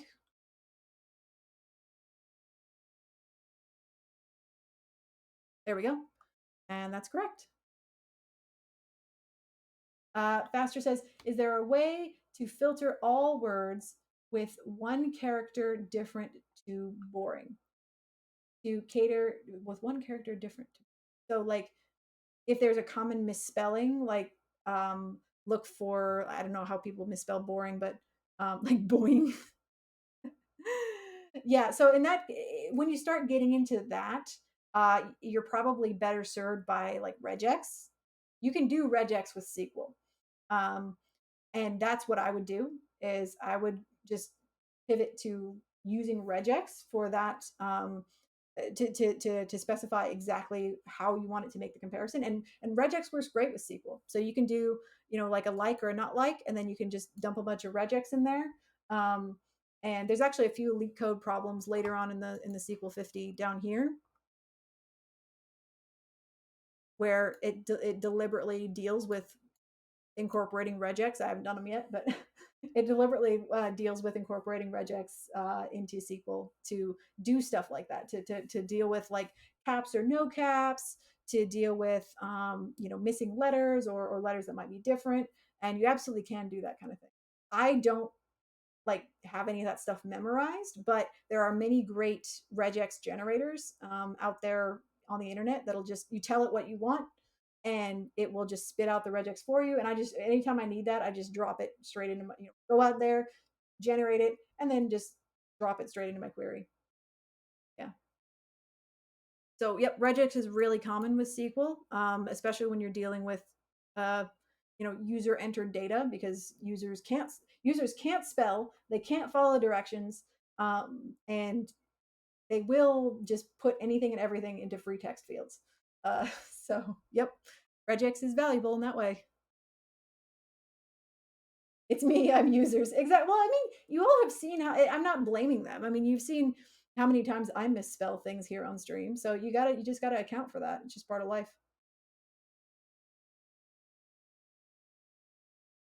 Oh, and sorry, I missed a question. My apologies.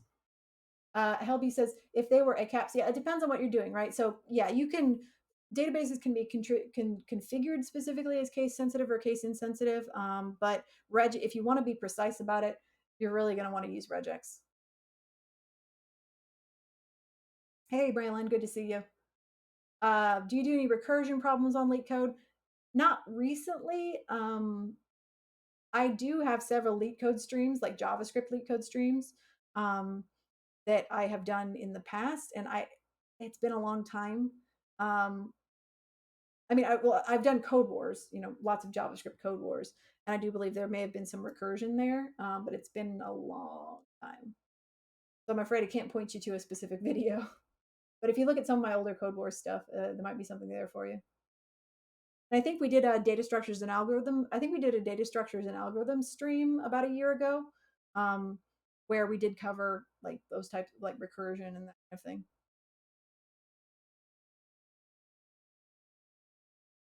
Okay, I had a lot more that I wanted to cover today, but that's okay. We didn't quite get to, we never get to all the stuff I want to talk about. But we'll get ready to wrap up here. Is there anything else? Any other questions that anybody has? You all have had some great questions today. Um, any other questions? Any other things, SQL things you're wondering about, or anything specific that you're like, I wonder if that's a thing, or is that a thing you can do in SQL? Um,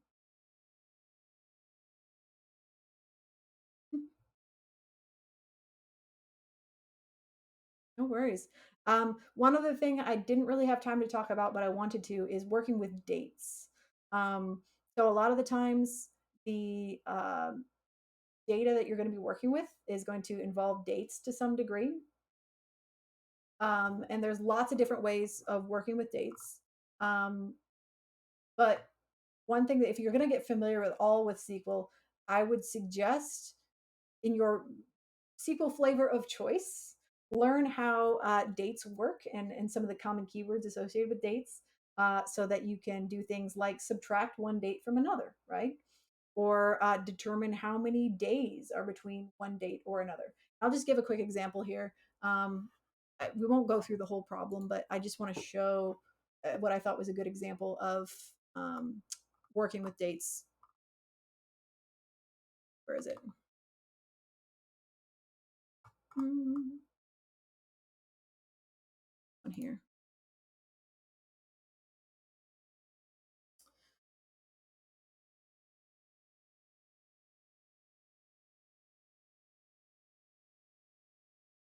Oh, sorry, Renee said dates are super slick in SQL. Yeah, they are, but they can be tricky depending on what flavor you're using. Oracle. Yeah. Faster Wyverns asks, "What's next week's subject? Does it start at the same time as this week's stream?" Um, there may not be a stream next week. I have a family thing since we're getting closer to Christmas. Dates are getting dates are getting a little harder to synchronize because there's more family events and that kind of thing. So I may be indisposed next Sunday. But if we do have a stream, it will start at the same time as this one. If you go to my Twitch channel, I actually have like a schedule tab there, and you can see when it starts every week. Um, so yeah, if there is a stream, it will start at the same time. But if not, then it won't. Just you can also check Twitter. I post on Twitter with the topic and the time, or any updates, or if I'm canceling or whatever. I always post on Twitter, so you can follow me there if you're wondering. It's at Mayanwolf on Twitter. Renitz asked if a primary key can be a combination of several columns. How would we use that as a foreign key in another table? Can a foreign key be a combination of several columns too? Yes. So as and Drox gave an excellent answer there. Each of the columns and their respective data types would have to be in the second table as well. Correct. You can define the foreign key with the matching multiple columns from the table with a primary key. Yep.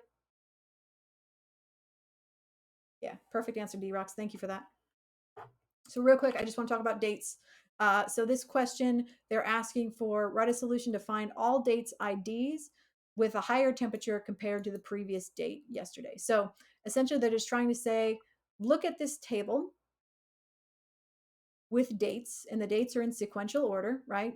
1, 2, 3, 4, January 1st, January 2nd, January 3rd, January 4th, and find any IDs that have a temperature higher than the previous day. So, for example, in this case, we would return ID 2 because 25 is higher than 10. And the same with ID 4 because 30 is higher than 20. So, how do we do that? Well, one of the things we're going to have to do is subtract this date from this date. No worries, Maddie. It was good to see you. Thanks for hanging out. We're just about to wrap up, so you're really not missing anything, Maddie, but I do appreciate you stopping in today. All right, so the answer to this is essentially we're taking the table, the weather table, and we're pulling a little bit of a fast one here, but we're joining it to itself. So don't worry too much about that. We're essentially just making it so we can compare we can compare two subsequent records with each other. But the important part here is how we are finding the difference between two records and knowing which records to compare. So essentially, we want to say, hey, find the two records that are only one day apart, right? Because we only want to always be comparing this record with this record. And those records are always going to be one day apart. And then we want to compare this record with this record. And then we want to compare this record with this record. So they're always only one day apart. So what do we need to do? We need to subtract. We need to find the difference between two dates where they're only one day apart.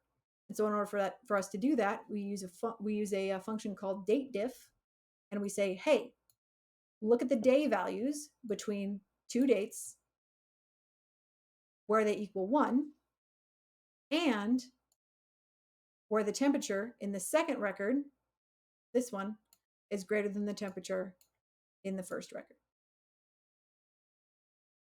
So there's it's not terribly difficult to work with dates in SQL. It's pretty good at it, actually.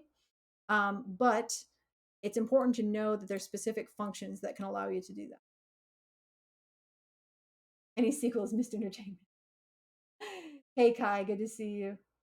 So I don't expect you to really fully understand this one because we didn't really talk through it, but I did just kind of want to mention that there are specific functions that you can use in SQL for working with dates, and they can vary slightly from flavor to flavor. So, for example, in SQL Server, you have to specify a part of a date that you're comparing, whereas I think in Oracle you don't have to. But Oracle has other restrictions around dates. So yeah, dates are kind of a thing in SQL. And you should just at least be aware of that there are specific functions that you can use for working with.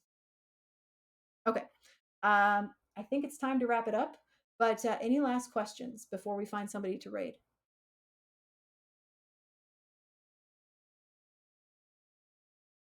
Petrazo says, but you could also convert date to text and make the sub. Mm. So unlike JavaScript, SQL is a little bit less flexible in that regard. So there are, you can do things like casting it to maybe, you could extract the day value and maybe convert that to a number. Like you could convert the date to text. You could turn that into a number. And then do the subtraction then. But then think about what happens if, for example, there was one more value ahead of this that was 2014 1231, right? What about the end of December going to the start of January? If you're doing that, if you're converting to text and then a number and then like only thinking about it in terms of numeric, what happens when you get to the end of a month or the end of a year? So you when possible you want to use built-in like date functions because it's going to implicitly know about things like that. It's going to know about things like, you know, year how what years are, what days are, what, um what months are, and that kind of thing. It's going to understand dates in a better way than just trying to do it with brute force. But good question. Is mayonnaise an instrument? You want it to be. Good SpongeBob reference though. All right, I'm going to pull up the raid over here on the other window. Feel free to ask any remaining questions. Are you doing LeetCode next week too? Maybe. The answer to that is maybe. I don't know what my next weekend is going to look like. I may have a family event. No worries, Leo. Good to see you. Pastor says, if you're good at SQL, you're godlike. Well, the thing is, SQL is so easy to pick up. It's so easy. You know, some of the stuff we've been doing today is a little bit more challenging, but this is the kind of thing that you pick up and you build over time. The basics of doing select statements and joins are so easy to just pick up. Um, and it's really a skill worth learning, definitely.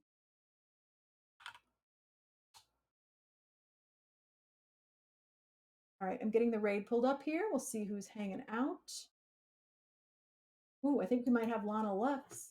Always raid them. They're always fun.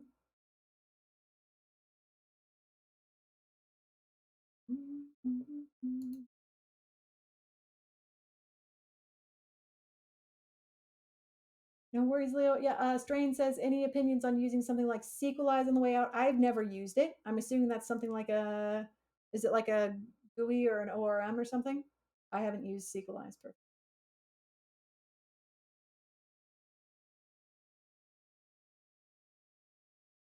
Good to see you, Faster. Good to see you, Renitz. Basically makes the syntax like Mongoose. So it's just important to keep in mind that any abstraction that you use on top of SQL is not going to be as efficient as talking to the database directly. Now, it may make sense for your workflow.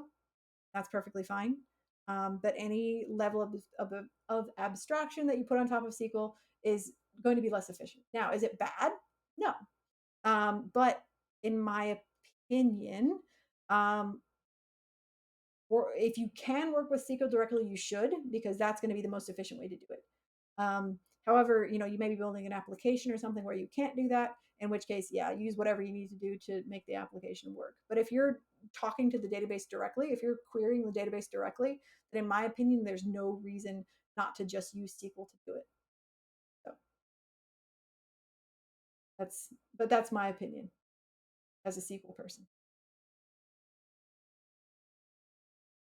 All right. Oh, we got a lot of great choices today, folks, to tune into. So we've got the ever wonderful Lana Lux. Haven't checked in on how their game is doing in a while. We've got Ending with Allie, Acorn 1010. See what these folks are working on. So Lana, I believe looks like they may be maybe testing their game or playing their game. Ending with Allie is maybe, oh, it looks like Ending with Allie is building a keyboard. That's fun. Acorn is coding. All right, maybe let's hit up Acorn. They look like they're writing some code. See what they're working on. Got to play raid roulette. Well, I do try to pick folks who are actively coding at the moment if I can. If not, then that's fine. But looks like Acorn's working on something coding. Um, Mohammed says hi. Oh, welcome to the stream, Mohammed. Good to see you. Do you have enough knowledge about JavaScript? I I'm I mean I do web development, so I guess I'm decent about JavaScript. Do you have a specific question? We're just about to go raid somebody, so if you ask it quick, I might be able to answer. But yeah, if you look back at my video archive, Mohammed, most of my streams are about JavaScript and web development.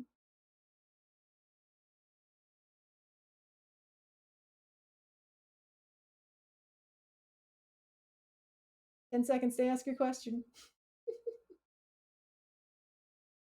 About to raid. 6, 5, 4, 3, 2, 1. All right, we're going to start the raid. If you get the question in before then, I will try to answer. Oh, Mohammed says, "Oh, I just want to know, what did you start first to learn vanilla JavaScript?" Oh, yes, that is a fantastic question. Um, yeah, you learn vanilla JavaScript first. Don't start with React. Learn vanilla JavaScript, and then you can migrate to React once you've learned vanilla JavaScript. If you want some help learning vanilla JavaScript, check out 100 Devs. There's Crispy Nugget just posted a link to the Discord there in chat. Thank you for the follow, Mohammed. Thank you for the follow, Man Batman. Great to have you both here. Check out the Discord link, and it's a great community for learning for beginners who are learning web development. Um, it's pretty fantastic. There's like 50,000 people in the Discord. Um, yeah, it's very tailored toward folks who are starting out their journey of learning JavaScript and web development. Um, it's right there just above your last message there, Mohammed. I'll post it again below so you may. Yeah, there you go. All right, rating now. Have a great rest of your weekend, everybody. Happy Thanksgiving to anybody in the US. And for everybody else, I hope you have a great rest of your day. And I will see you again soon. Bye bye. Rate is starting now.